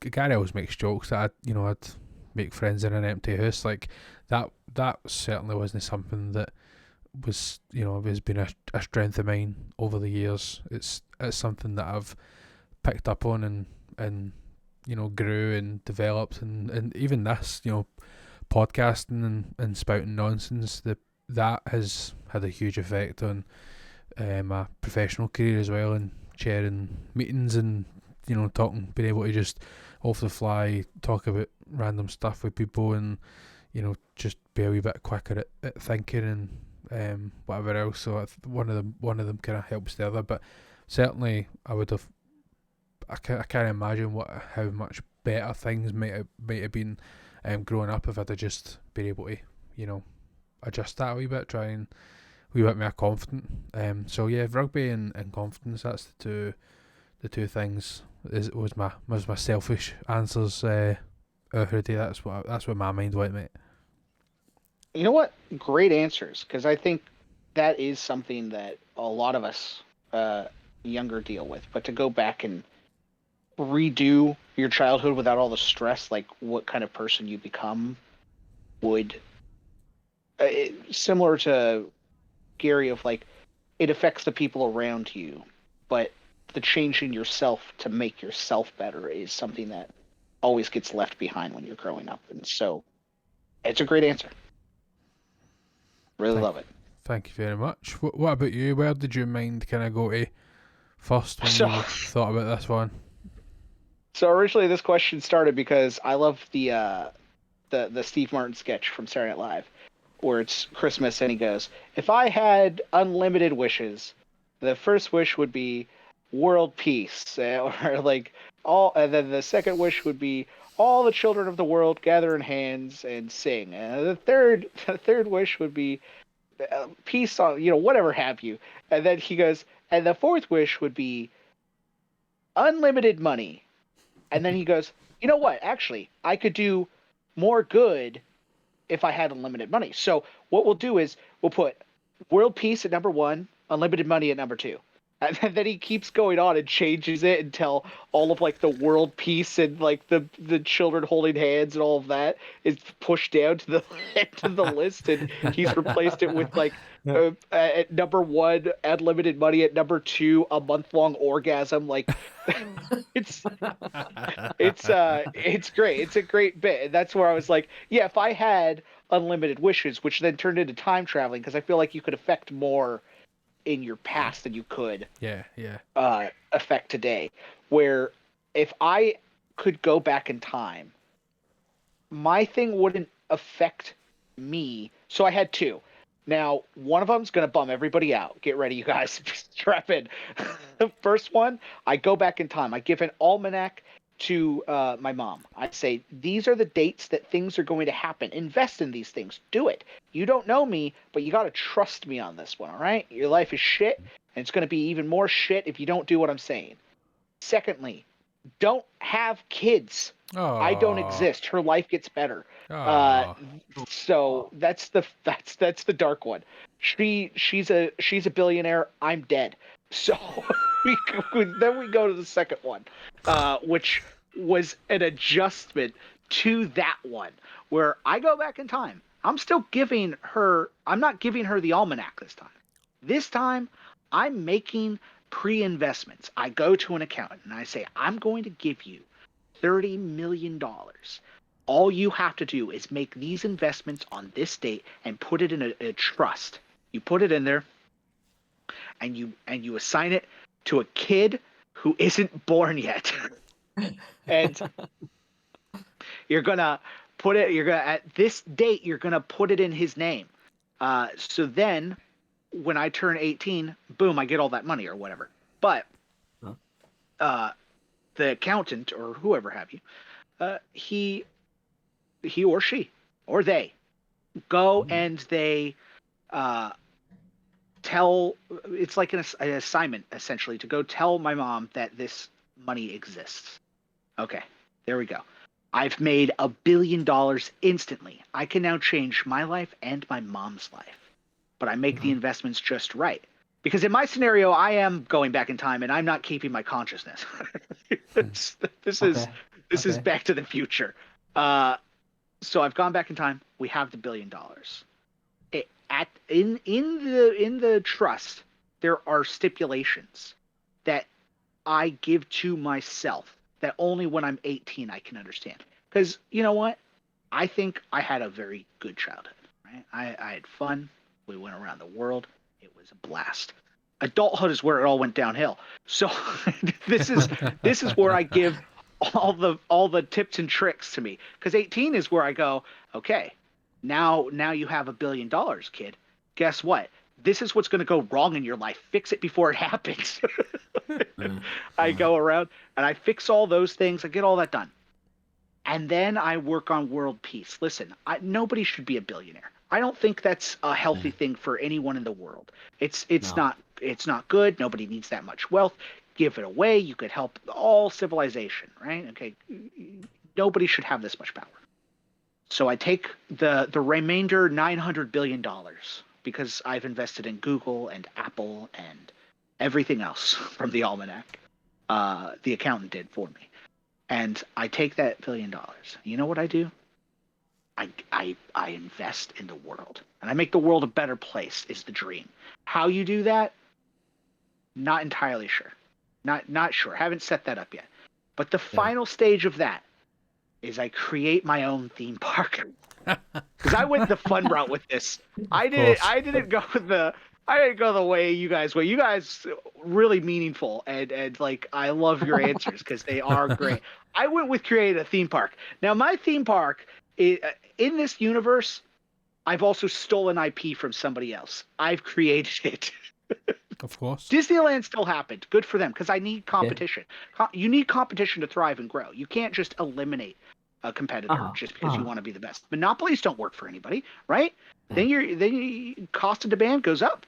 You have services, and listen, if you're the guy with the supply, you can make it any price. I don't want to do that. I want to compete against other people to make sure my theme park is the best value and price. So you're going in there. Yes. Can I ask, see your Olmec and your guide, are you going to predict in that at Marvel, or going to fight their arse in like the late 90s and you can buy all their properties for next to nothing? That's a great shout, but I know how it ends because I'm currently living through it. So I'd go back in time and I'd say, listen, Marvel will only fuck you in the end. Don't do this. It's a mistake. Invest in Spider-Man. Buy it from before Sony gets it. Buy that. Yep. You can do Spider-Man theme park. You just own all the. There you go. Just That's do the it. full Marvel theme park. Marvel thing, and it's just for all your theme parks rides. This is the complicated thing because Marvel still owns the rights to everything except the movies. So they could make a Spider-Man TV show. Look at all the billions you've got.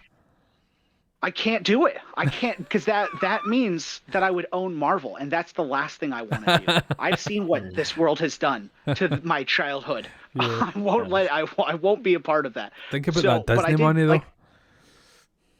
Disney's hemorrhaging. They're losing money. All their movies last year. I'm losing billions. Back, it's gone. I've gone bankrupt. I'm back to square one. And now I don't have any almanac to turn back on. It's just like all I can think about is Cartman in South Park when he's in theme park. He's just him in the theme park, and he's like, "Fuck, I need to get the fucking maintenance guy," and then he's got to like let people in to get tickets and stuff. I did. Yes, it's 100% that. Now, I circle back. I did say I stole IP. I stole the Looney Tunes. They're my IP now. I created them.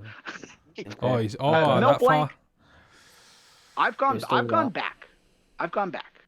I've taken it. I've put it into the trust. It's all in there. Everything's in there.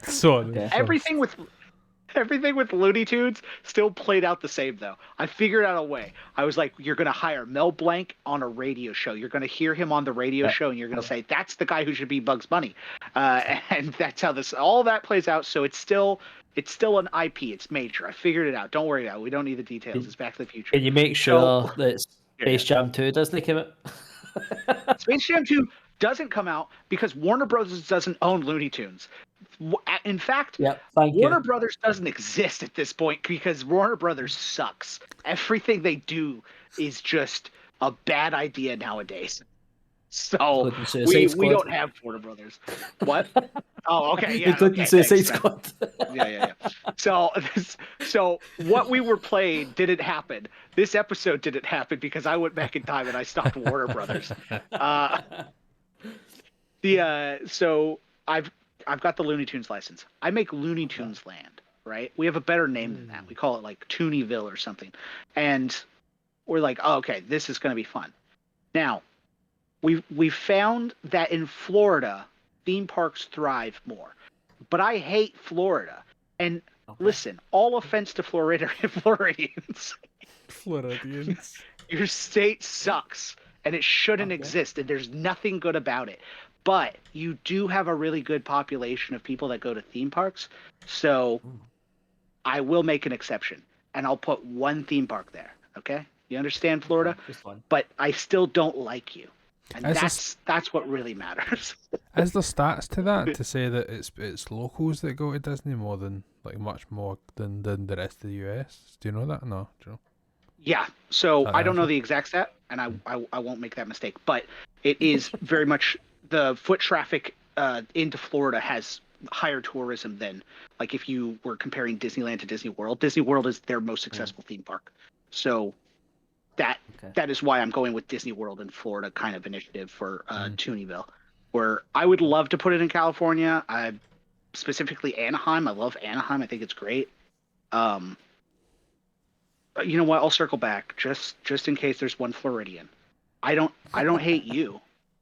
I don't hate you. that one single Floridian, and you know who you are. It's Florida, that's what man. matters. It's Florida, man. That's who you're talking about. Florida man. Yep. But I do hate your state, and I think it sucks. So anyways, I would love to put it in Anaheim, but I don't know if it would be the hit that I need it to be, right? Like, Universal Orlando is also generally more successful than Universal California. So at this point, we had to make the tough decision to put it in Florida. So we're in Florida, and we have a massive chunk of land, and we've got this theme park with all the Looney Tunes, and they're all in the park, and you can meet all of them. We have awesome rides and everything. It's great. It's wonderful. We love it. What do we do next? We franchise. But we're not franchising the theme parks. We're franchising restaurants. We start making Looney Tune themed restaurants where we have Roadrunner burgers. All right. Do you not want to go eat a Roadrunner burger that isn't made by Roadrunners? Just to be clear, we're not actually cooking Roadrunners. But you can get you got Daffy Duck water because it's themed after all of his spittle when he goes or whatever. So the water is themed after that. The depths of what I do with $1 billion, $100 trillion billion is making sure the Looney Tunes live and thrive and become restaurants and theme parks. And around the world, everyone celebrates Looney Tunes the same way they celebrate Disney, except more and better, and it's fun. And guess what? We still have hand-drawn animation. We're going 2D with a lot of stuff here. We're not just leaning on 3D. No, we're doing 2D movies still. Space Jam, that still happened because we do like that movie. How it happened, I don't know. Unfortunately, Bill Murray, nowhere to be found because we still have to make sure Osmosis Jones 2 happens. Right? See if you've got that much money in your theme park, you literally need to have Michael Jordan like chained to the ground so people can actually just play basketball with him and win. Like, do I think that goes over well? Chaining Michael Jordan to the ground? No. But money talks. But here we go. We have Michael B. Jordan, and he is like Michael Jordan, like a chairman or something, right? And no, I'm not a businessman. That's what I hired the other people to do it for me, right? I hired all those people so they would fucking get it right. We have a cruise ship that has Tiny Toons Adventures themed pools, and you're like sliding down Porky Pig's tongue or whatever. Do all this stuff. Where this is a whole universe. And you tell me, don't you want me to be able to time travel? So much like when Leonard and young Sheldon are standing in their apartment and they go, at this point in time, we signed this contract. If we figured out time travel, we'll come back here. All three of us agree on this podcast that if we figured out time travel, we came back and we'll tell each other after the podcast is over. Will you guys, the audience, find out? No, but you have to trust us that one of us did tell the other. So they have to go back and watch all the old episodes, and in there one is appears from the past or in the future, or from the future to the past, or something like that. That's correct. But you see it in the background. You just be me walking in the background, and I'll still be here and in the walking, and you have to look out for it. So you have to go back to the first episode and watch all the episodes. And you're definitely going to want to do it because Mac more confident when he's walking in the background. That's it. Aye. We're a rugby body. I'd say so. 100%. 100%. Hoodie, you mentioned a restaurant and you started talking about Daffy Duck, and it made me wonder if you would be serving up some delicious roast duck.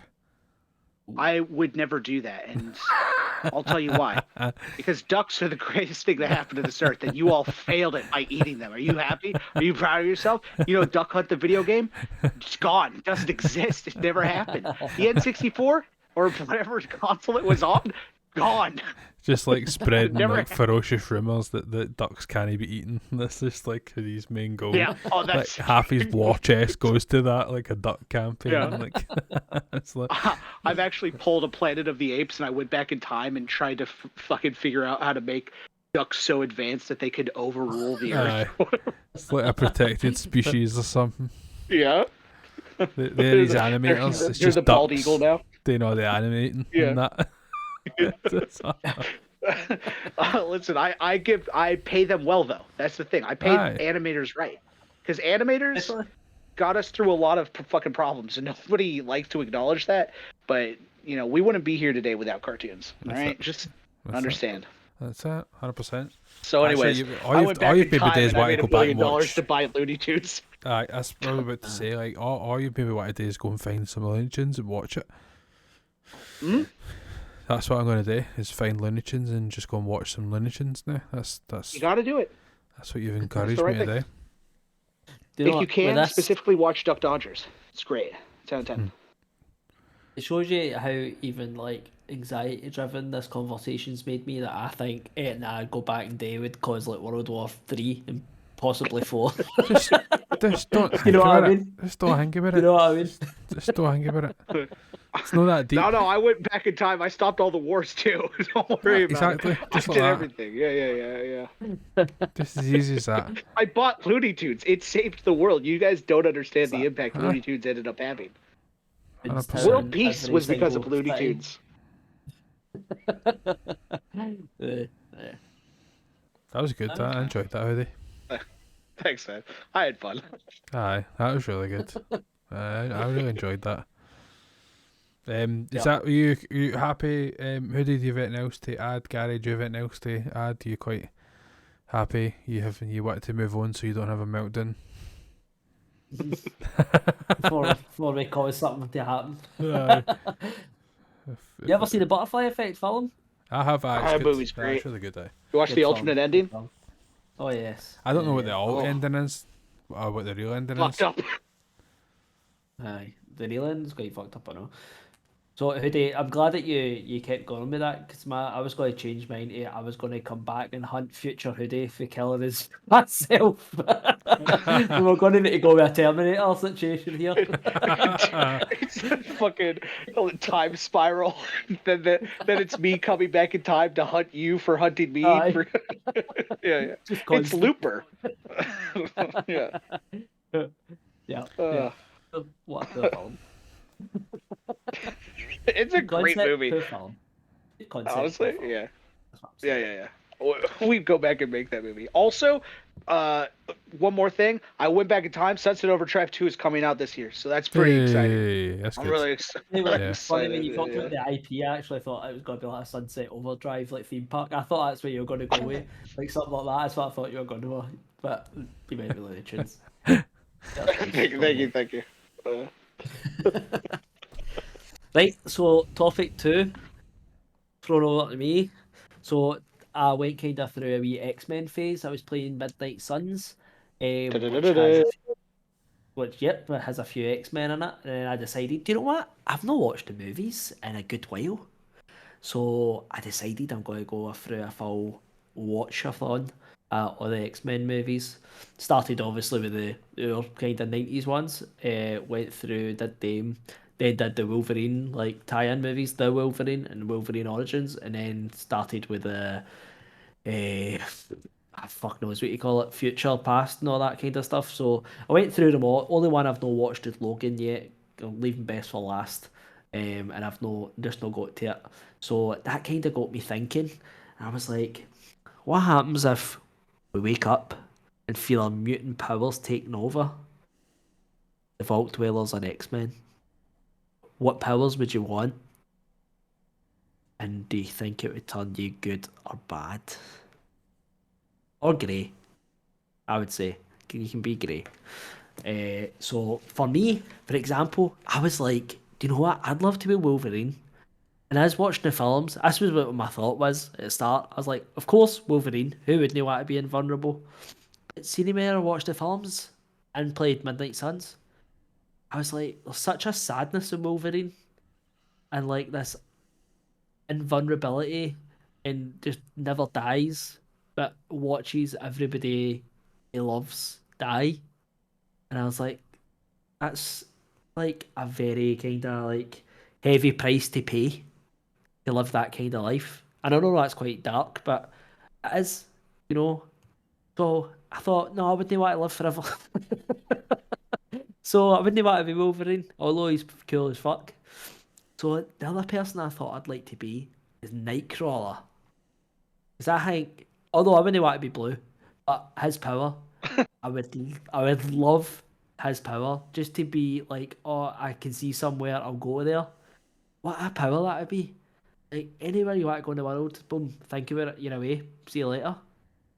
Just get here, teleport there. No bother whatsoever. Think of that in your daily life. Like I'm just going to work, boom, you're there. You know what I mean? How great would that be? Yeah, it was a film that went on. It's a Jumper. Yeah, Jumper. Oh man, Yes. that's a good movie. I quite like that Jumper. Yeah. Yeah. How amazing I think that power would be just to just do whatever you want and just go wherever you want and do whatever you want. But I think ultimately that could lead me down a bad path, I think. Let's be honest, if you had that power, would you think I'm going to go and steal a wee bit of money I think it would be and too. get away with it? It would be tempting now. Too tempting. Too tempting. I'm telling you, that's one I would be a grey area. I would ultimately be good, but there'll definitely be wee bits that I'm going, do you know what? I could do with a couple of thousand sitting in my bank account. Boom, boom. There you go. That's me back with it. No bother. Nobody's going to find out. Zoomed into a vault, found back out. Easy to run. You know. But that's kind of where I was going with it. So I just wanted to know who would you be? You don't even need to be. It doesn't need to be an X-Men or an X-Man or an X-woman, whatever you want to say, X-person. You don't need to be. You don't need to be a specific person, but it's just more like what power would you really want, and is there also negative points to that as well? So go with Hoodie. Let's go Hoodie. I would like the ability to suck my own dick, but if I don't think he was going to say that. Okay. I don't remember seeing that X-Men, but you said I could have any power, no, and I'm going with the get boys. on. The boys is the universe I'm going with. No, so there were two that came to mind. If I'm sticking with the X-Men template, the first is the one that I thought about and was like, it's going to go very badly, which is Mystique and shapeshifting. Like the ability to turn into anyone would be really cool, but I also think the ramifications of that, and not that I would like, oh, I'm going to turn into George Clooney and fuck around the town or anything and like ruin his career or whatnot, but it is like, how much of that before you lose yourself, right? Like, when do you stop remembering who you are because you've been so many other people for so long? That I thought that I don't know if that would be fun. I think I'd get anxiety. I'd also fear like, well, I can't use it for anything good because ultimately I will be ruining someone's reputation, or like identity theft's not a joke, Jim. And going around here and like taking off somebody's like, status as a celebrity or whatnot. And then my mind was like, oh, well, I could turn into Brad Pitt and see how big his dick is or something like that. But then that seems like bad too. Like all of it seemed bad. Like every single time I came up with a different scenario, I was like, nothing good comes from this. So I went with the second best thing that is in the vein of, well, I could go anywhere and do anything now. There's an asterisk to mine. I want the power of invisibility, but I don't want the stupid invisibility that's like you have to take off all your clothes. Your clothes still go everywhere. Like that always fucking annoys me. I'm like, it's also weird. Like that guy's naked. The Gen V, the boys spinoff show has a great joke about that actually. Of like, so are you talking to me right now? And you're just like butt naked. He's like, we don't need to think about it like that. Whatever. It's like, I don't want that. I don't want that scenario. I'm fully clothed when I'm invisible. So I have the power of invisibility. Why? One, I can go anywhere. Like no one can stop me from going anywhere. So I could like walk into a vault if I wanted to and take out cash or whatever and hopefully do good with it. But ultimately, I got that on my side. Hey, I want to fly somewhere. Guess what? I can get on any fucking plane and I can just be on it now. Like I can fly anywhere. So I also got that ability. like, oh, do I need to get somewhere fast? I jump in a cab or someone's car and I just ride along with them. Like, That'd be so funny. there's with it. endless. Left here. Who the fuck's saying that? Yeah. It is that scenario though, and it's like I could jump around. I could get around enough being invisible, but also have the anonymity that I love. Of like, Yeah. okay, I like, oh man, I'm at this party and I'm not having fun. Boom, I'm invisible. I'm gone. But I could still eat the food that's there. So like, they have a nice charcuterie board. I get some snacks. I eat all the stuff, and then I just leave. Uh, I crash a wedding. I go in there. They don't know that I'm at the wedding, but I am getting wedding cake, and that's the perk of being invisible wallflower. So the possibilities were endless for invisibility, and I just think it would definitely. really work out for me, especially with my personality. Yeah. Also, That's I'd fly a to good New thing. Zealand and whisper in Ben's ear. Yeah. And I think that would really work out. He'd be walking down the street and I go, Ben, Ben. Aye. I just do that whole week. Ben. No other words. Don't say anything else. No, that's a good one. Right. It's the same as kind of Nightcrawler, isn't it? Except for just a wee bit different. Exactly. Like, they're very similar. The only thing with Yeah. I thought about Nightcrawler is I thought, see if you do get caught, then everybody knows. It's at least with invincibility, it's kind of like, I think it'd be a lot harder to catch. Yeah. Than what I mean, what are you going to do? with Throw paint on me? exactly. Can't see me. Yeah. It's also... There you go. real quick, it's also the one that seemed like the least path of like negative results. Like there's the least damage I could possibly do if I was invisible. Yeah, definitely. Although if somebody annoys you, it'd be smashing to go invisible and like trip them up. I'll do something stupid to them. You know what I mean? That would be nice. Walking down the street, just slightly put your foot out. Whoop. It's funny. It's funny how your mind goes a bit dark the way these kind of things, isn't it? Yeah, that was the thing of like, I know myself enough with invisibility that it wouldn't be the cliche thing because I don't give a shit about like going to a fucking locker room or something. That's not me. It was more of, well, how much would I fuck around with people? Of like, would I like grab a fish and then like make the fish float around? Like, and people are like, "There's a floating fish." Like, is that what I do? Yeah, that's probably what I do. And that's where it goes. That goes sour. Of like, oh boy, what else am I gonna? I'm gonna fucking you know. Yeah. If that's the most damage I could do, I'm in a good place. Making a floating fish. I love that. What about yourself? What about yourself, Mr. Matt? I went ham on that one. I went dark. I thought to myself, if I was in the X-Men and I wanted a power, like I want one of the fucking best powers, man. I want the full-on fucking ability to just fuck with people's minds, like just purely fucking manipulate, fucking just go in and be able to know what they're fucking thinking, feeling, everything, the whole fucking shooting match. But then, like, the more I thought about it, I'm like, but then what would that do to me? Because surely, like, I'm overwhelmed even thinking about what people might be thinking about. So knowing what people are thinking would just fucking destroy me. So that was my kind of arc, that it would be like I had this ability and then I would find it and then I'd be like, I would just be going like full on like Darth Vader style, like Force type fucking shit. Like that's what I was thinking as an aside. Like, you could do that. Now obviously if we're talking about no actual like X-Men and we're having a fucking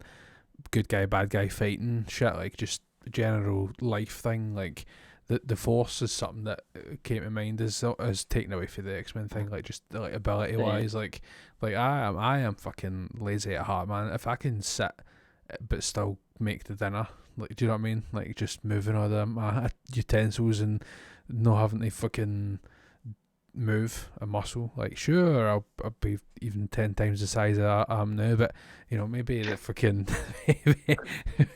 maybe if I'm using, you know, fucking mind control and the other things and fucking editing all this fucking stuff, I can I'll have time to do all my exercise and play my rugby. So Exactly. that's certainly where I went with it. I did write earlier when I was taking a wee quick note, because I thought myself, I'm just, in general, I'm just too good, too nice, whatever, to be, to see myself as a bad guy. I can't play any RPG as a bad guy. I don't like the confrontation side or whatever else. So I don't know what I would use, like, my ability for in day to day to go like too dark way. Just same as you, like, you just fuck with people, wouldn't you? Like, somebody go to sit down, you'd move the seat out the road and all that, you know, just stupid things like that. Do you know what I mean? Like, It really would be just stupid things, you know. a great It's thing fu- that applies to your power. Sorry, you go. No, go. A great thing that applies to your power is a scene in this movie Chronicle. I don't know if anybody's seen it, but these guys essentially get the power that you're talking about, and they go to like a grocery store and they just use their abilities to slightly move the cart away from people, and like just then they're like putting teddy bears into the cart and shit. They're like just Yeah. fucking around with that, Nice. and then one of the guys he's like, "Oh man, watch this." The person's chewing gum, and he's like, "Oh, watch this." It tries to take the gum out of their mouth, but it yanks them forward, and they're like, "Oh fuck!" Like but it is like dumb shit like that. Like, oh, I'll go to a grocery store and just put cereal in people's carts that they didn't want. Like minor inconveniences. Just stupid things. Just absolute stupid things. That's what that's what I would want to do. Yeah, I mean, because you could go really far with it. But anyway, that's where my mind went. I like just that power ability to just really fuck with somebody, like, and just warp their fucking idea of reality, you know, in terms of being a bad guy or whatever. If you were to do the whole X-Men side, It's funny because it's funny because I thought about Patrick Stewart, like the kind of Professor X, and I thought, oh, how fucking cool would that be? But the newer ones with James McAvoy, you know, like, and I think it's the second one. I don't know what it's called, but it's the second one with him in it. And he's kind of like no using his powers and stuff like that. And he's like, you don't understand what this is like in my head. Like, I can hear everybody's thoughts and hear this and hear that. You just don't understand. There's so many people in my mind at the time. And then I think it's the baddie at the end. Spoilers. I think he's like, you want to feel my power? And he just like unloads his power into the baddie's head, and you just see it, and it's just like, there's the people talking and all that, and he's like, that's what I need to live with and all that, and you're just like, fuck that. Aye. Fuck that. Yeah. I will say I haven't watched the X-Men films since since whatever, but since we're living in fantasy, like, I have the ability to turn it on and off, so don't I've looked after myself, mate. Fair You know what I mean? enough. Fair enough. I'm not going to. I know what I go, like, you know, I instantly think about Bruce Almighty when he's, you know, getting all the thoughts and all that.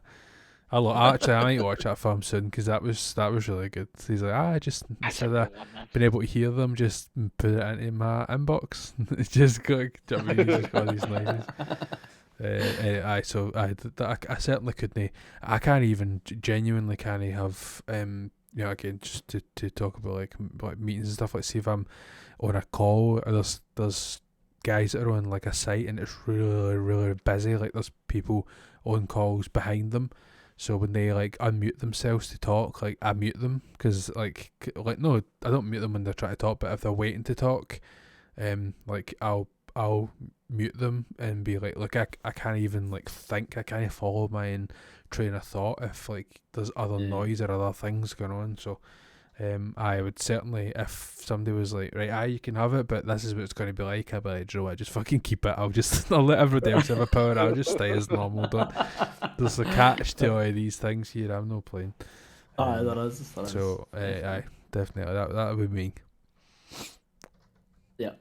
That was a good topic. I like a wee light-hearted one. Aye, So aye, that we was nice to be a wee light-hearted. quick one, just to Yeah, that was fun. the thing of that. And I think, like I said, that that this episode is probably predominantly going to be what have we been playing, and as we get into the year and we get different topics and more serious ones and whatever else, and if we get, I think this, we've spoke about bringing on guests and somebody dip out of the topics, but I think with these kind of size topics, it would be very easy to fit four topics in as an idea, just because we can. Maybe don't dare what you've been playing. Aye, fucking right. I know. I'm feeling it now. Excuse me. Right, Yeah, okay. that's all right. So we should probably jump in to my topic, and I think just worthwhile, so that it's known. Just I said to the guys, basically, what has happened here is, I keep telling Gary I've got a list. Add that to the list, and then I think he forgot our time that I actually have a actual list, and it's just a list of games that I've played, and then eventually underneath that is games that I'm currently playing, and then underneath that is that I'm going to play, or just that I have even like a minor interest in. I'll bring it up on the screen shortly, but basically the end of the list, it's not even stuff that I'm particularly going to play. Like, it's just I might play that. So my memory's getting worse as I'm getting older. It's terrible, genuinely terrible. Oh, that was kind of doing that time, probably because I yawned before that. But apologies, it's getting late. So yeah, basically there's obviously different things that's that I want to play or whatever else. So I thought to myself, right, well, Gary actually had kind of says, I want to see this list, and we want to take it as an episode. So rather, as a topic, but rather than only talk about that list, I had kind of said to the guys, it would be good just to kind of try and talk about, how maybe they deal with their kind of backlog. I mean, mine certainly isn't the backlog. There's all, just to get that out there. It's no like I'm definitely going to play all these games. It's just I would like to, and I'll get to them someday. And some of them are games that I've put in that I played so much before, and I'll probably never get to them again. But I just like to see them as an option, and I'm kind of only looking at what I'm currently playing and maybe what I'm playing next. So I don't really have I don't feel any overwhelming fear of look at all this stuff that I'm going to play. Like Prince of Persia, for example, like I'd seen the reviews for that. I thought I'm going to get that, so I just added it. It wasn't like, oh shit, I've got these 4 games next, I can't play that. I just literally wanted to just introduce a new thing or a new game. So so I guess what I was wanting to obviously do is to try and say, right, how do you kind of deal with any kind of backlog or anything like that, or how you kind of approach, like, I want to play certain games, or is it just when you feel the notion and all that kind of stuff. So I'll throw it to, we'll pick on Hoodie and throw it to him again, just to see what your thoughts and feelings are on backlogs in general, Hoodie, and what's your feelings. I actually think backlogs are a good thing to have because, A, it always gives you that reserve so you can come back to a game in case you're feeling like FOMO, fear of missing out on like whatever new game it is, but you don't have the $70 to spend. You're like, listen, I'm gonna give myself a chance to breathe, and I'll go back and play the games that I've already bought. I shouldn't just give up on those or whatnot. So I think having a backlog is always a smart way to do that. It also helps fill the time during the holidays of like, oh man, now I have a treat to look forward to. Like, I'm gonna play this later on. As far as my backlogs, I generally don't have too many. Either I'll play a game all the way through when I get it, because that's the one game I'm going to play that year or whatnot, for like major games. If they're smaller games, it's usually well, I'm buying this indie game and I'm hoping that I'm going to like it, and within the first 2 hours, if I'm not feeling it, that's probably going to be it for me. I'm not coming back, and I know that well enough.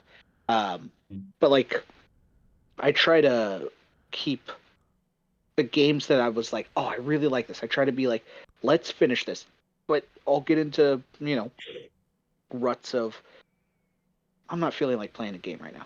Like I just don't want to do this right now. Yeah. And then it goes to the side, and then that one big game comes out, like a Spider-Man or God of War, that I'm like, oh shoot, I forgot to finish. For instance, on my backlog right now, I've got some Night in the Woods that I'm like, I gotta finish that. I was I was halfway through that too, where I'm like, I wanna finish that. I really like that game. After Party was another one, which is by the team from Oxenfree, where I'm like, man, I haven't even started that, but I want to play that right now. Like I gotta go through that. And Psychonauts 2 was one that was on my backlog for a while because I had sold my Xbox and I didn't get to finish it there.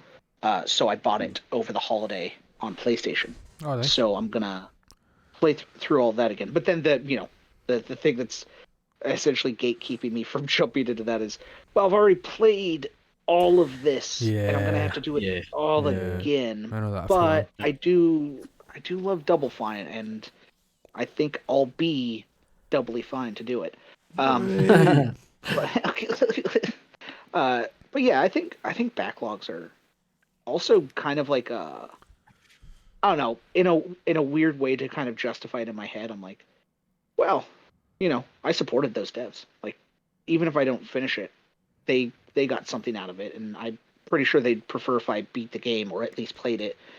But when I don't get around to something, or I look at my list and I go, oh, that's a long list of things, I am like, oh, I did support this thing that I thought I was going to love, and maybe at some point I will love it. But it's the little victories that get me through feeling too bad about having 150,000 games that I just didn't play.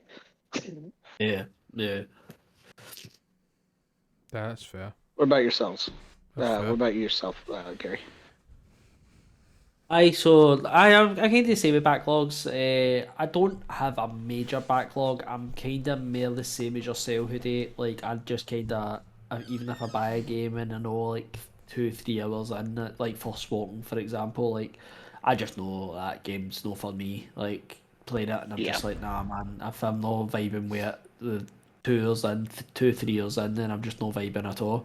There's definitely games that I would say is in my backlog, but I just know that I would love to play, but I just for some reason, like for example, for like Final Fantasy VII, the remake, I played that. So I don't know how many chapters there is. I think there's maybe 12 or 14, something like that. And I was only 2 chapters away from the end, and I just got to that point, and I was just like, I just don't want to play this anymore. Like I just do not want to play this anymore. And ever since I stopped playing it, I think I looked at when I stopped playing it, I looked at the trophies and it was like, you're on chapter whatever, 10, 12, whatever, and there's 2 more chapters to go to complete to get the trophies. And I was just, ever since I've stopped playing it, I was like, there was only 2 chapters to go. Like, I've played most of the game, and I just felt like, and I think it's a wee bit different with that game because that game's such like a fine wine for people. It's like, what? You've not played Final Fantasy VII? You should have that on your fucking bedpost. That's one that you must play, kind of thing. It's kind of one of the games. But I just tried, and actually, a lot of the games on my list, funnily enough, 3 of them are Japanese games. And I think it's just what I was saying before Smoking as well. I think a lot of the cutscenes and stuff like that are fucking heavy going in Japanese games, which I think gets me bored at times. There's some games I used to play. Sean used to always we used to always have a laugh. Like every time a game would come out, like years ago, Sean would be like in the weekend, like say it came out the Friday, it'd be like the Sunday, so you completed it yet? Because that's the way I just used to fucking go tonto with a game, like play it all day and all night, all day, all night, and then I'd complete it. But I've just not got that time now as well. So like my time for like gaming's like 9:30, 10 o'clock a start at night, and then you're talking about you're playing it till you're tired. So yeah, I'm trying to play it in that time where you've already had a long day, and you're already tired. So the last thing I want to play is something that's like got fucking 35 minutes of cutscenes. Yeah. And you're like 15 minutes of gaming. You know what I mean? So I think that's why Japanese games right now for me just aren't just fitting the bill. You know, there's games on my list here like Persona 5. I was 70 hours into Persona 5. I think it's 120, something like that, no far off that. And it was the same as Final Fantasy. Like, that's one of the games I was like, oh, I need to play a Persona game, need to play it. And then I played up to 75 hours, 85, 80 hours, whatever it was. And then I was just like, right, I just can't play this anymore. Like, it's just, for whatever reason, I'm just like, no, I'm done. But then I go away and again, and I'm like, like 20 more hours, you could have been maybe even done or whatever. You know, it wasn't even that far away. And but it's just it's hard. You put it on your backlog, and you think to yourself, I'll go back to it. I'll go back to it. But let's be honest, I actually downloaded Persona 5 the other day, and I said to Sean, I'm going to start this, and I started it, and I was like, so handholdy at the start, and I remember the start so well, like so vividly, that I feel like, oh my god, like I don't know if I can actually play this again now. Well, I've not got my old save either, so I couldn't even like just go back to that.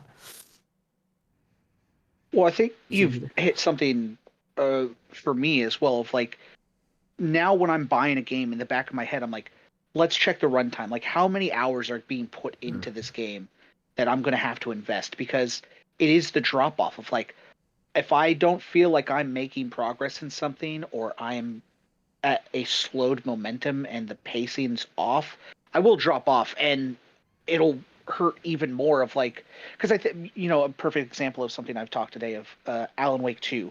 I was at a point where I'm like, I don't know if I can finish this. Like, the pacing of this game is so weird that I don't think I can beat it.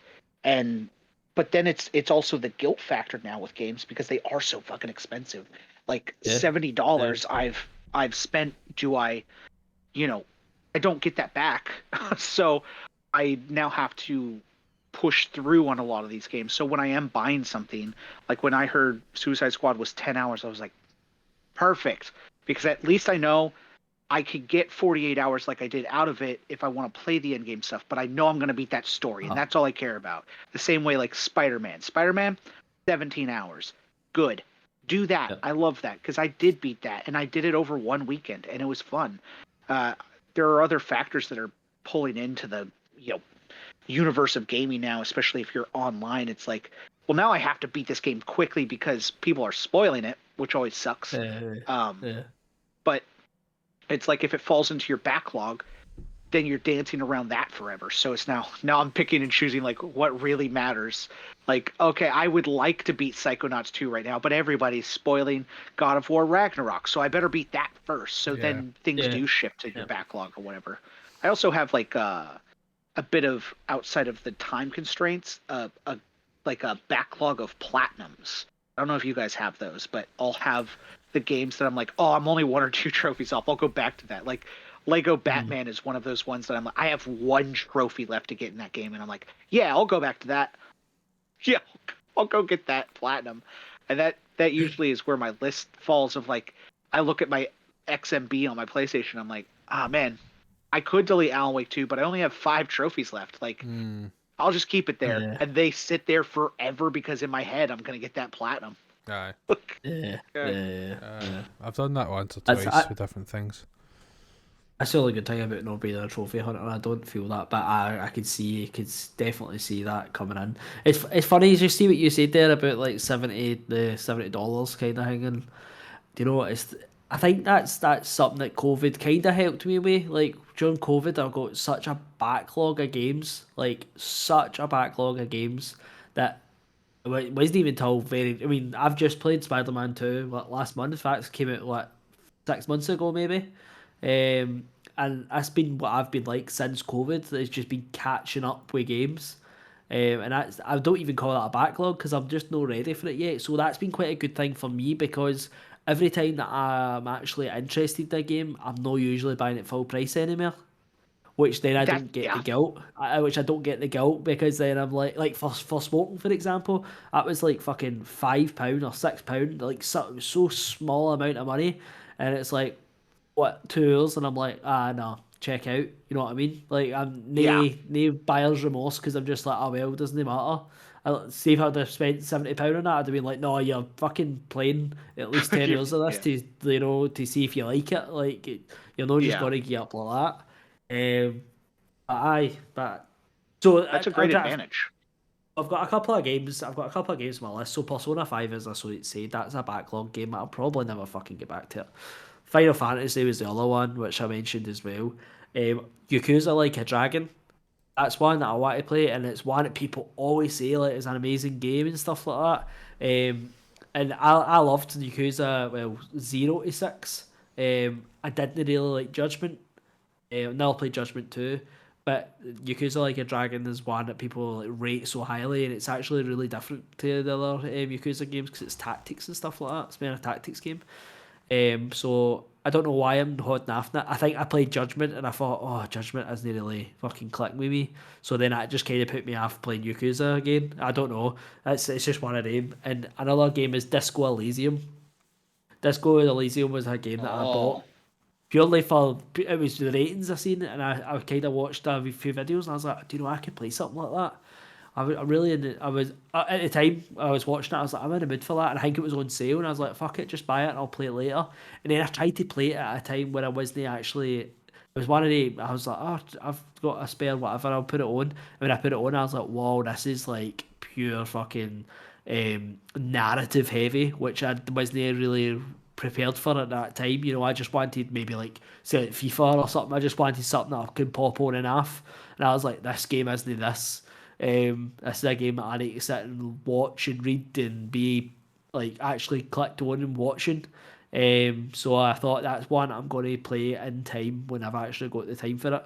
And I can actually sit down and just immerse myself in it. And people say it's like one of the best games I've played. Like, so I want to get the time, but it's been sitting in my backlog for about fucking a year and a half now. And I've still not touched it. But I definitely want to get back to it one day. And that was just 4 Wii games that I just put on my list. Good games. Yeah, very good games. I don't know if you have any other. Do you have any kind of games in mind today that you've got? I don't know if you've like got like a kind of list or anything. I know that's not how you obviously mentioned that that's not how you usually kind of approach things. But if you got any other ones like that you've got sitting waiting or. A lot of the games that I play are indie games, and I have so many of them. But the top ones are the After Party, Night in the Woods, Psychonauts, and Nobody Saves the World is another one that I was pretty far through on Xbox, and then obviously sold that. So came over here and it's like, oh man, I want to get back to that. Like that was such a fun game and so creative and in its mechanics that I was like, oh man, I got to get back to that. So those are like the top ones that I have downloaded on my XMB. The other one was I went through the big kick of Assassin's Creed Mirage last year where I was like, fuck, I love Assassin's Creed again. They did it. I've played them all, and I felt like going back to how long is this game going to be? Valhalla was the one where I was like, I'm not going to beat this. This is so long. The same way I felt with Odyssey, and I was so tired. So when I saw Assassin's Creed Mirage was like, I think it was like 18 hours to beat that I did it. I got the platinum in like 20.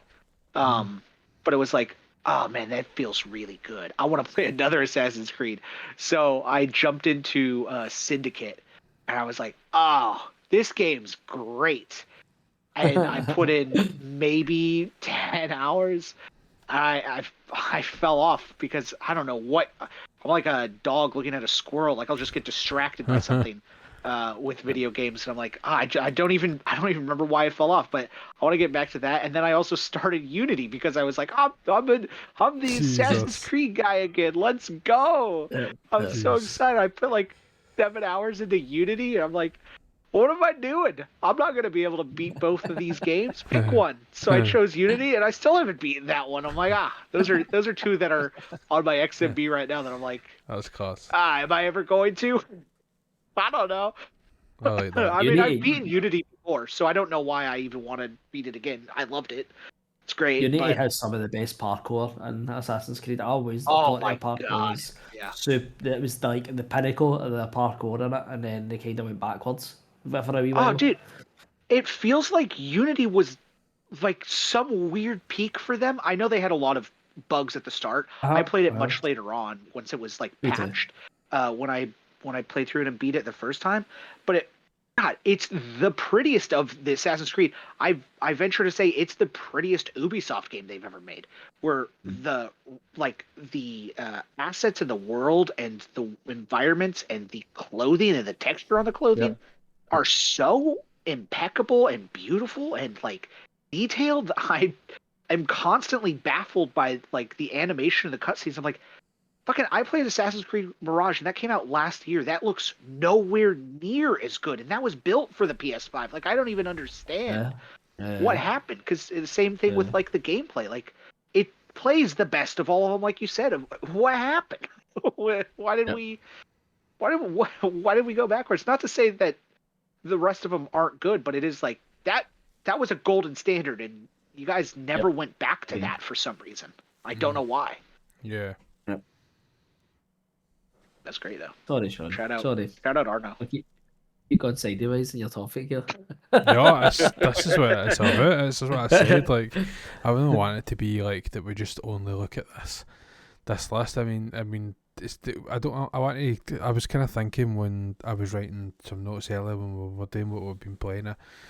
My pad was next to me, so I thought, you know what, I'm going to just put some things down so that I don't miss anything for the you guys' topics. And then I thought, when I was doing that, I thought to myself, do you know what, I'm going to make this into a wee something rather than just looking at it and then Gary starts talking about how it makes him feel sick and whatever else. He can fuck off with that chat. I thought I wanted to kind of put something out there where I'm like, I'm not going to say take fucking user have control or anything, but I do want to say two things, and ultimately if I don't feel like it at the time, it won't get played at that time. But I would like to use the ability to move 2 games up in the list, so nothing down, but 2 games up each, just to be like, I think you should treat this a wee bit higher in priority or whatever else. And again, if it comes to me, I'm about to play this, and if it's a game that I don't own and I just don't have the fucking money, then I'll wait until it is. But I just thought it'd be a nice wee idea to try and just kind of bring a wee bit of interactiveness into this as we get to the UK midnight time right now, just to spark a bit of energy into the thing. So I'll bring it up on the screen for the video viewers. Hoodie, I've took a screenshot of it and put it in the Vault Dwellers chat. I don't know if you can see the screen when we record. Cannot, so thank you. Yeah, so it's in there, and so I'm about to bring it up on the screen. Gary, same to you, mate. It's on your phone if you are wanting to be able to. Again, I'm going to bring it up so that everybody can see it. So I see sometimes your wee eyes squinting on your wee laptop trying to see what we've got. So it's now on the screen for everybody, and we're just going to bring Hoodie in to the screen as well, because he was now on the. Just move us to the side. Sorry for the live editing video viewers, but the guys are just getting their stuff together anyway. So, in usual MrMac fashion, I've spurred this. I've landed this on them at the last minute. So, we just bear that in mind when we start. They're trying to pick a game or whatever. So, I've tried to make this as big as possible on the screen. It bleeds down the page, so as I scroll, you'll be able to kind of see that. Again, I've screenshot at a certain point. The gist of this list, just as a kind of bit of background, is I like to keep track of what I've played and how long it took or how long some games are going to take, that kind of thing. So that I know that, right, I've just played a monster game, like, for example, Baldur's Gate 3 at the end of the year, it took, 100 and whatever, 20 hours, whatever it was, and I'm like, do you know what, now I want to play a small game, like, so that's why I end up knocking out Superliminal and Portal at the end of the year last year, because I'm like, I just need quick in and out games that I feel, they wee many hints of dopamine for completing games. Like, that's what I want. So to go back to the list and the colour coding and whatever else. Basically, the yellow or orange or whatever that's on the sheet is the games that I'm currently playing in different amounts. I would say, like Prince of Persia. Hoodie mentioned Nobody Saves the World. I was the same boat as Hoodie. I actually played so much of that back in the day, and then I managed to get back to it just the other week there, and played a good few levels, but I'm still not at the point where I finished in the Xbox, so I'm kind of, it's a bit of a slog just trying to kind of get back into the way of it a wee bit, so hopefully be able to get kind of back into that. But I've got a kind of the rest of the list for people listening and the audio. As I say, what I've currently playing through is Final Fantasy 16, Prince of Persia, and Nobody Saves the World, and then I'll just list the next 5 just for audio. This is really a visual thing, and then it'll be a bit of a chat as I try and argue with Gary that I'm not moving fuck all for him. But anyway, Tin Hearts is a Game Pass game that I keep trying to talk Hoodie into playing. So if I play it, maybe I'll send him. It's a bit of it looks like a bit of Lemons type vibe to me. So I think it's on other platforms or coming to other platforms, Hoodie, but I'm not entirely sure if it's on PS5 or not, because I think that might be your only bet now that you're not on the Xbox anymore. But I think it might be on PS5. I'm not sure. Anyway, regardless, I've got Tin Hearts because I keep seeing it and I keep wanting to play it. Starfield, that moves up and down the list even by the hour, if I'm being completely honest, because it's a fluctuation. I'm not going to lie, it generally does move. Forspoken, again, Gary's obviously already spoke about that, and I got it at Christmas, so I do want to try and get around to playing that. Trine 5, I probably have played that already. Again, a Christmas game. Mrs. Mac was struggling to get it around about Christmas time, in time for Christmas, and picked up the Switch version rather than the PlayStation version, so I'm a wee bit averse to playing that. I'm going to play it because that's what she's bought me, and I don't want it to go to waste. But I've platinumed the last 2-3 maybe Trine games, so they were like a platinum game to me. So I really need to like try and escape that mindset, so that I can then just like get into it and play it.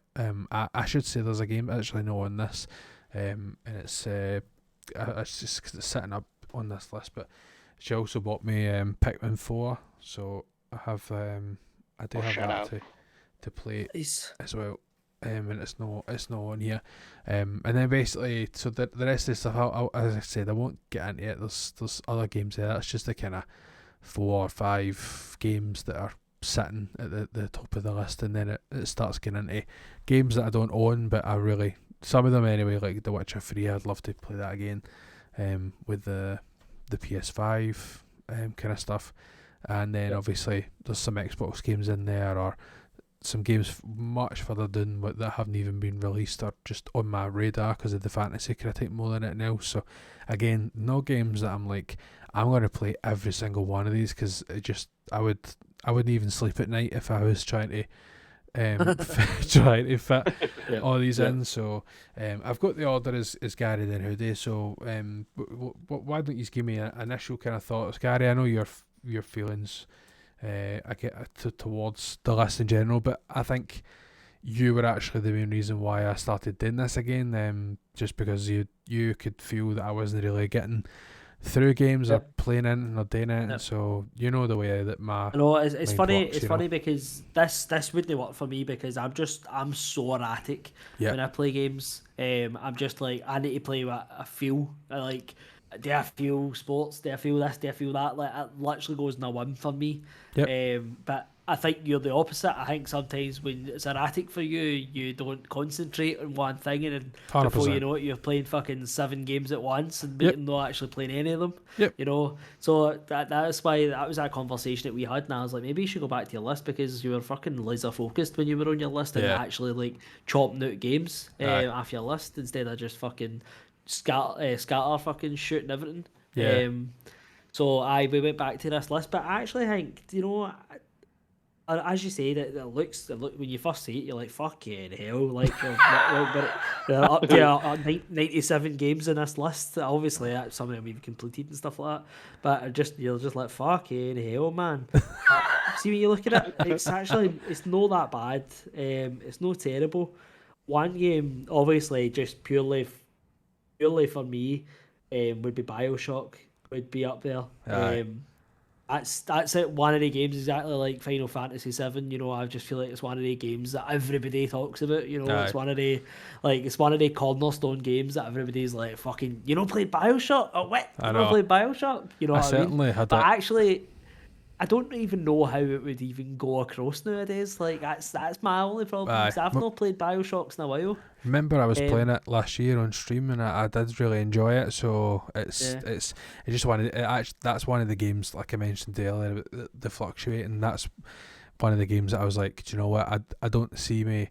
I keep going like, oh, I should, you know, obviously, I forget every fucking podcast episode I seem to mention about streaming, but I just don't have that drive at the minute. So I'm not gonna keep any game for streaming. But so I keep meaning to be like, do you know what? I'm just gonna have to pull the trigger and literally just boot this game up and just continue from where I was. I don't think it's the worst game to pick up a game from where I was, you know, given that I do actually really strongly remember the area that I was in, and I was struggling to fight the Big Daddies. Was 2 of them in the same area, and it was kind of getting to me a wee bit. So I think playing that game off stream, because everybody's played, like just what you said, almost everybody whatever has played this, so I was getting a wee bit like, they're probably looking at us going, how the fuck is he not beating them? Whereas I'm like, I don't know how to beat them because I'm literally trying to talk to yous and then learn this and do whatever else. So that was probably the reason.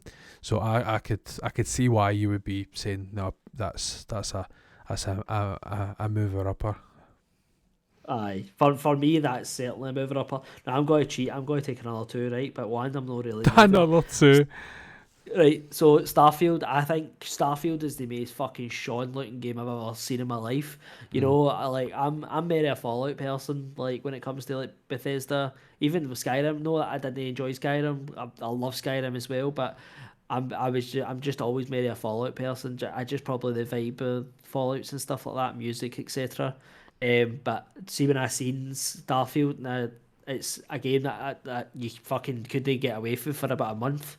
You know, every time you open Facebook and Instagram, it was fucking videos of Starfield, and see everything they were doing in it, I was just like, that is the most Sean-ass game I've ever seen in my life. Like, everything he was doing, he was like, oh, I'll go and build a wee bit of my spaceship. Oh, I need resources for this. Oh, what's that? I'll go here. Oh, I can build a base. And I'm like, that's Sean. That's just Sean right away. Like, you'd fucking love this shit.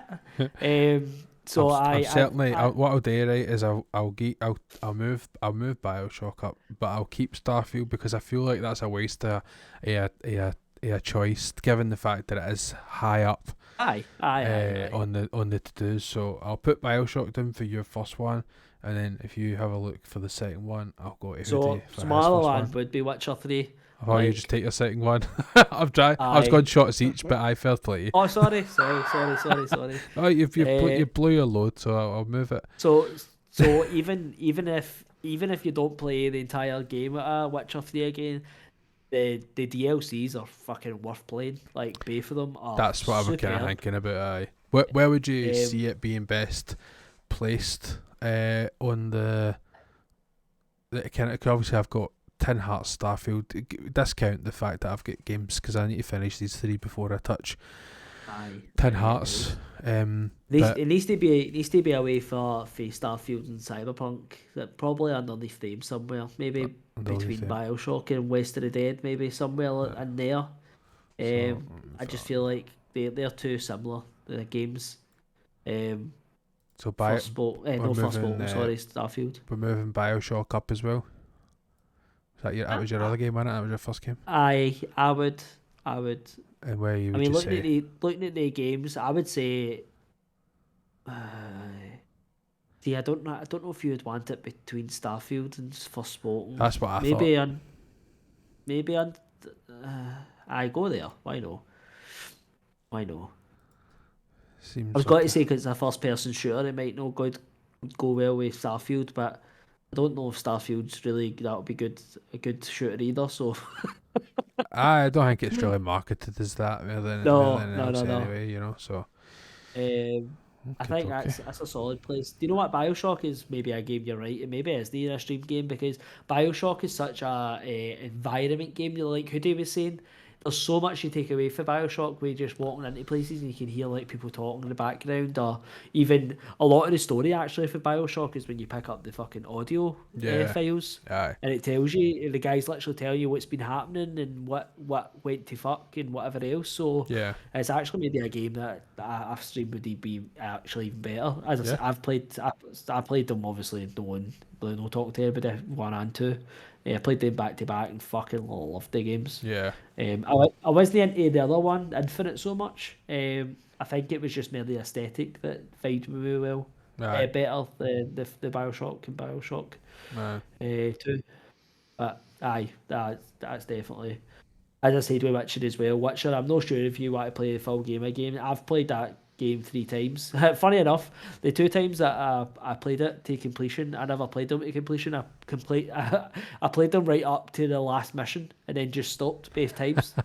I don't know why. I don't know why. But both times I got to Cairn Morn and it was like, oh, this is the end game, and I was like, alright, I'll just stop playing, and I just both times I've done that. That's weird. That's odd. But the third time I played the DLC, and I was like, this DLC is phenomenal. That's actually the reason I picked the Cyberpunk DLC for last year's Final Fantasy draft, because I'd no long played them, and I was like, if their DLC's like this for this, they're gonna fucking smash it with Cyberpunk's DLC. That's a game I want to get back to as well, actually. That's a good shout. I moved that up, so I'm still playing in between there and then, but it's definitely worth going back to, and I think I need to probably just play the DLC only, because I really wanted to play the DLC, and I started it, and I created my character based on like how I wanted the stats to be, and it just didn't quite feel right, so maybe need to research like what kind of builds and stuff, because I know how I used to play, so I just want to make sure that it feels roughly how I was playing before, and then maybe there's a way of being able to, like, I know because I felt like anyway the difficulty was just really difficult, because it feels like you need to just kind of relearn all the different moves and all the different stuff and whatever else, so I'll maybe just do that. So what I'll say is Blood and Wine is easier than Hearts of Stone. Hearts of Stone is like a Heart of Stone, whatever it is. That is literally like they're like expecting you to know how to play the game, because there's a boss battle in that it was fucking solid, and I'd been playing the game for about 8 years, and I was like, fuck yeah, hell, you need to be like right on your game to do that boss battle. But Blood and Wine was do you know what's good about Blood and Wine? It takes you a different place as well. There's a different map in Blood and Wine. Oh, that's which good. is just perfection. Maybe that'd be like a wee kind of, not a training area exact felt like, but it would be like a taste outside of the normal realm. Aye, no, that's fine. That's good. Right, okay. Hoodie, you're up, mate. Do you see anything on there that you think it's criminal that it's so far down the list? Yes, absolutely. The first one is in the grayed out section of not owned. Never owned Gotham Knights. Okay.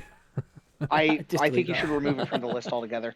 I don't like to be that guy. I'm going to shit on it, blah, blah, blah. So I'm not going to do that. I will say I beat 70% of that game, and if I couldn't finish out the last 30 as somebody who loves DC, I think that's enough volume to understand that don't.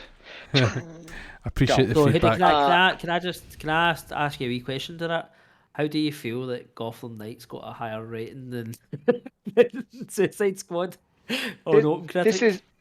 This is part of what I'm saying of like there's something that's vindictive about these reviews where Gotham Knights is technically flawed with a ton of bugs.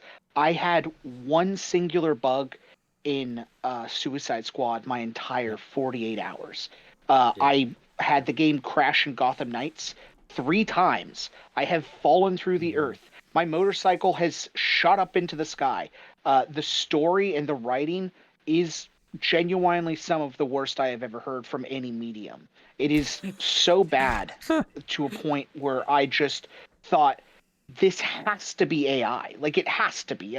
And listen, everybody has their stumbles in writing, sure. But this game is so unbelievably badly written that it never makes me want to read Court of Owls again, where they've taken something that I've loved and grown up with and managed to ruin it. There's just a lot in here. The acting is just all over no one's in the same game. None of them. They're all tonally different, and not in the way of like, well, they're all their own person. No, they are all in different games. They are all on the same story, reacting to it insanely differently, and the dialogue between characters sounds nothing like a Dick Grayson or Todd or none of these people sound like they should. It is aggravating to sit here and be like, triggered Hoodie.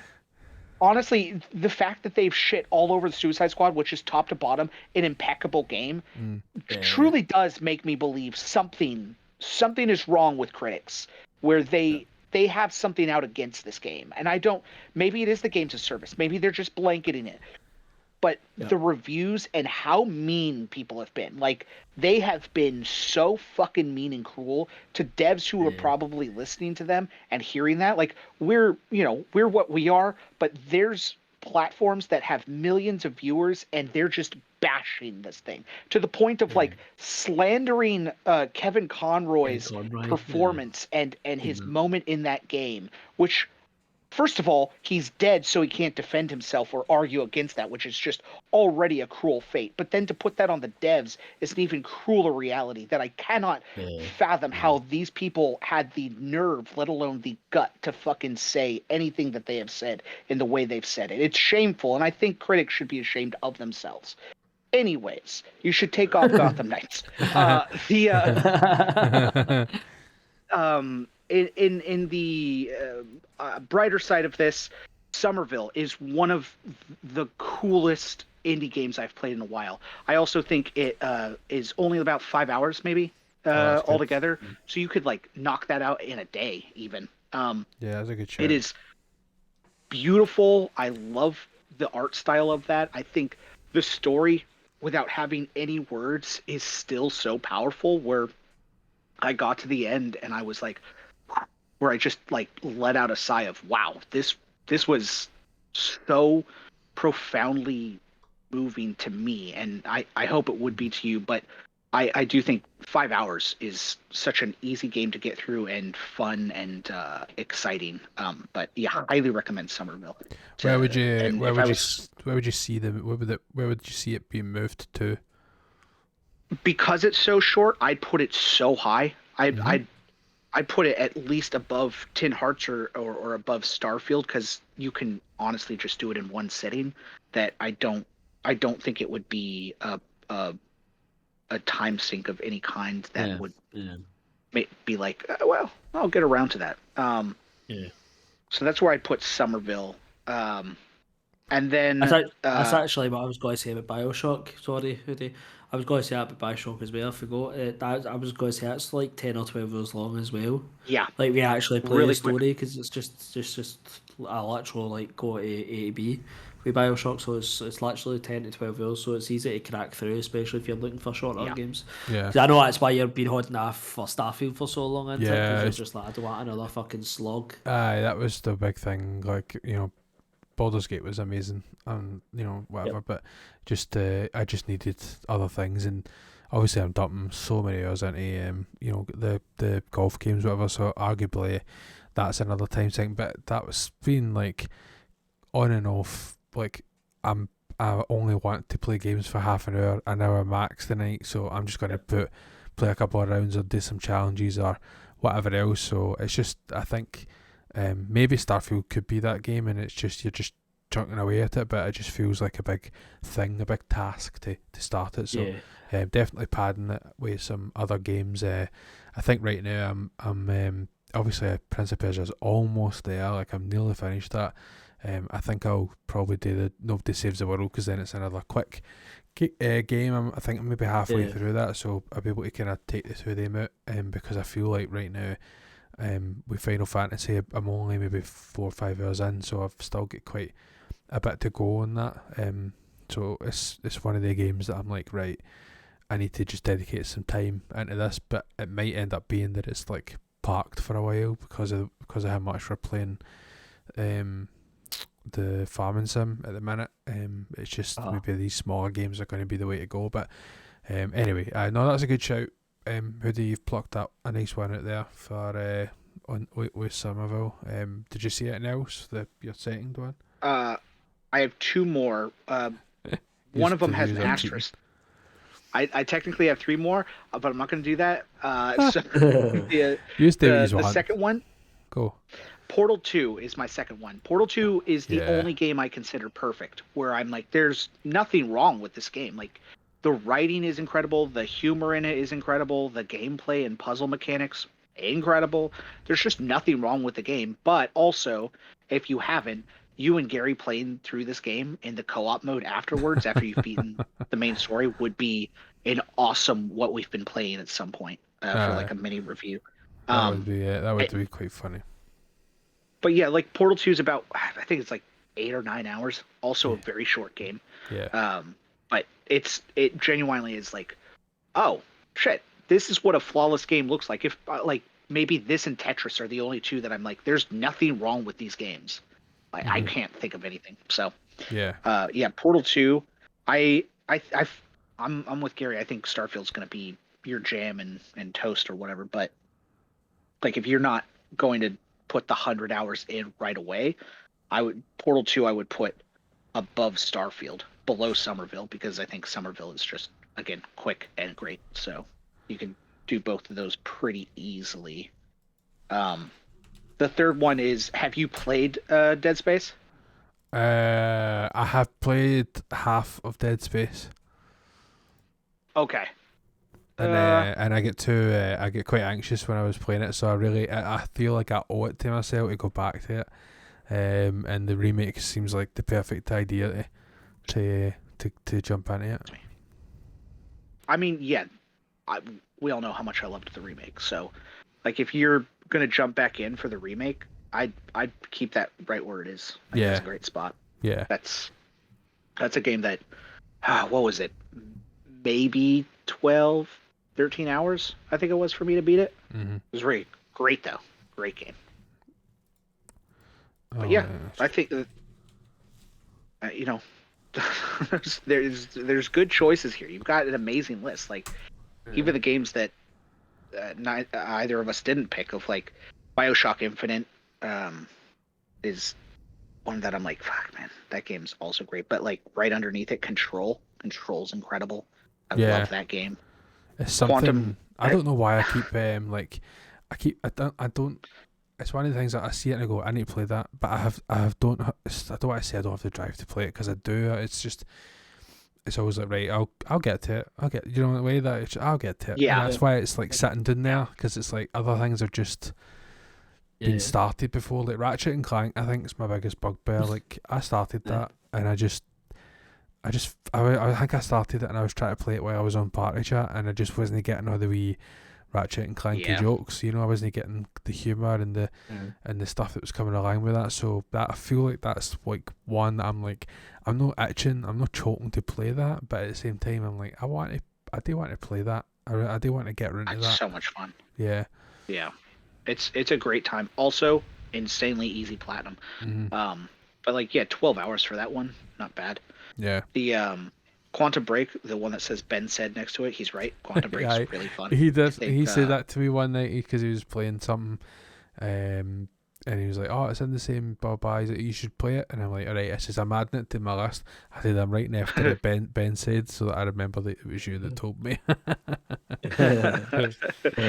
He's right. It's a fun one. If you do ever like feel a slight itch to play Control, I recommend, especially if you're not interested in the challenge of that game. I think it's the best superhero game ever made. Of like, wow, you nailed how it should feel to have superpowers over any other game I've played. But there is in the settings God mode, and it makes you like fucking invincible. And like, if you were just in it for the story, you could burn through that game really quickly. But if you're going for the challenge, it's also really great. Yeah. But it is one of those ones that I think you definitely have to be in the right mood for Control. Control's very specific of mood. So yeah. I've tried to play Control and I just wasn't feeling it. It just wasn't vibing with me. I don't really like. I don't like a lot of like confusing games, and like especially at the start, it's you know what it's like. Very 100%. Inception is the film that comes to mind. And it only escalates that, where it's like, aye. like I'm saying, it's very specific, and how you're reacting is exactly why I would say that, because it's like, if you're not in the right mood for this, or you don't like this style, this is not it. I think Alan Wake 2, the same developers, is proving that's the route they want to go with, of like, this is super confusing and very specific. But for Control, that one really hit with me, where Alan didn't. But I think out of all three of the games that are relatively available, Quantum Break is the most accessible and fun. I think you could jump into that and have a great time. I think Ben's spot on with that one. Yeah, no, definitely.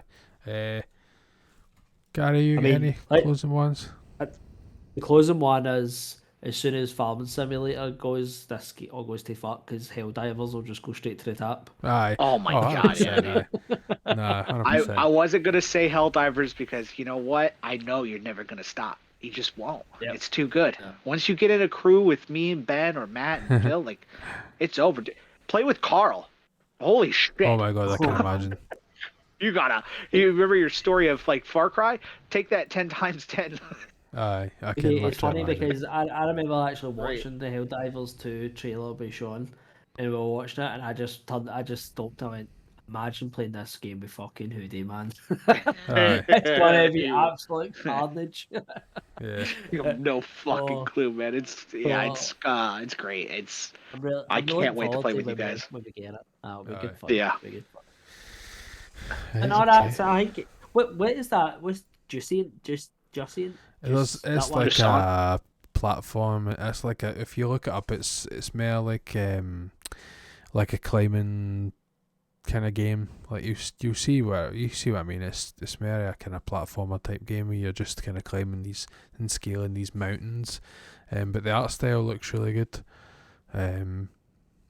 For it, so I put it on there because I wanted to play it, and I don't know if it got moved up or down or whatever. That Planet of Lana, I've started that already, and it's a really, really short game, so actually that moves up and down depending. Like I said at the start, it's completely fluid, this list, and generally it's just like, I'm taking a notion for playing this, and then literally I'll open my phone up and I'll move the game up, and then it starts to fall down again because I've started to look at something else. Like Dying Light 2, that's one that keeps moving up and down because I've had that for a while sitting on my shelf, and I've just not managed to get anywhere near it. Cyberpunk's the one that does that to mine. If I had a list, but it's only in my mind. Like Cyberpunk's one, I'm going to start that next week, and then it's like next week comes, I go, nah, I'm no. Yeah. And then the other day it was on TV, was a RoboCop movie, and it was the end of it, and I was sitting watching it, and I was like, I could fucking go play Cyberpunk like after watching that. And then the next day I woke up and I was like, nah. It's weird. It's weird.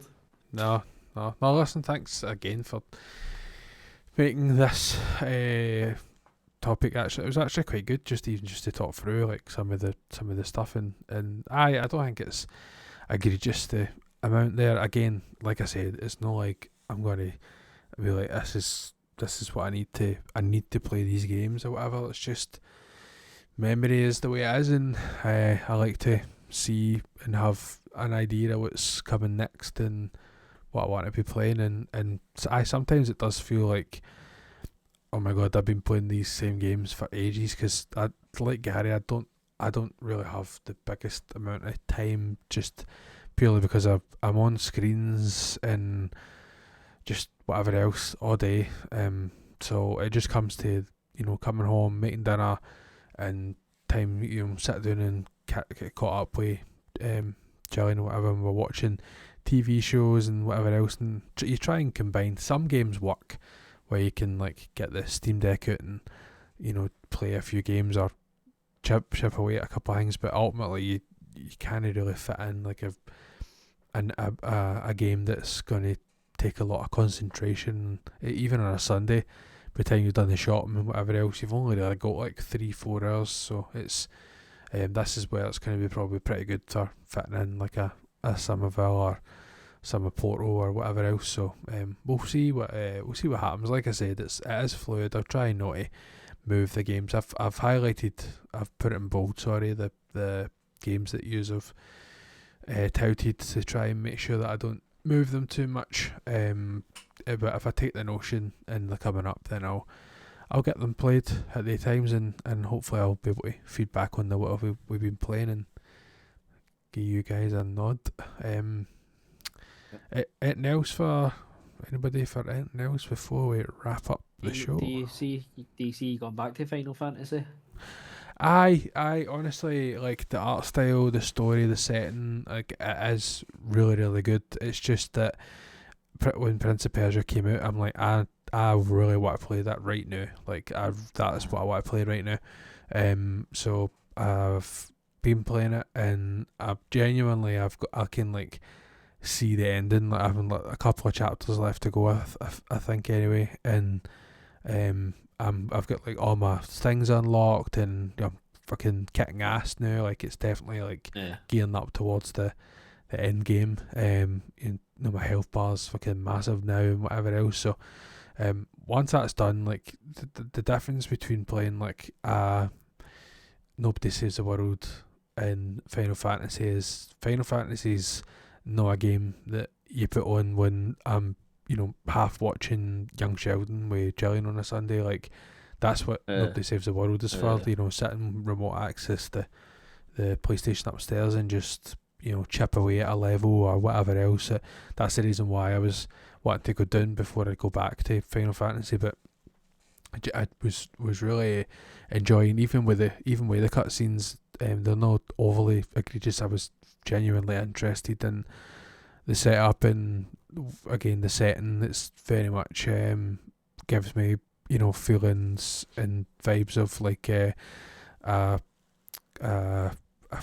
almost not futuristic, but that kind of future vibes. I'm trying to think of the series like Game of Thrones. That kind of political intrigue behind the sword and shield, high fantasy type thing. So sometimes you're like you kind of forget the way that this game, the way that Final Fantasies are, like when they start whipping at magic left, right, and centre. But it's still like a really good start to the game. Really enjoyed that. The enemy design is really, really good. The combat is brilliant, and the wee mini bosses have been really good as well. So I feel like I do want to go back to it, but I just don't want to jump in between games. You've already mentioned that earlier on, that I'm one of the people who, like, if I'm playing too many games all at the one time, like, I've marked them as being played because I've started them, but I'm not trying to like jump between too many of them. You know what I mean? So I don't have the farming sim on here actually, but I maybe have to get that on so I can record it. Sorry, Hoodie. I think it's also important to, like, with story games that can be spoiled so fast, especially with the ending of that Final Fantasy, where Sora, Donald, and Goofy show up at the end to hopefully get them to take out Thanos. Is such a pivotal moment in that series that I don't want you to get spoiled for you. Of course. Yeah. No, of course. Yeah. I wouldn't like that to happen either. No. I appreciate that. I'm glad you never Absolutely. spoiled it in there. Yeah. Also, why is Skull and Bones on your list? That's going to be a fucking 10 out of 10, that game. Aye, definitely. Yep. Hard pass. I'm not into the boat naval fighting. I love Sea of Thieves. I love that. It's the fact that you're On the running about. PlayStation. Exactly. Which I would love to play that way. Maybe exactly. Allegedly. That's so much fun. I would say it's ruined any other game. It's just I now have an idea of what it is to have fun and do naval battles. So I never played Black Flag either. So and somebody said it's not exactly like that either. So it's just I'm no enamored with Skull and Bones. I want it to be a good game because I don't think any developer deserves to release bad games generally.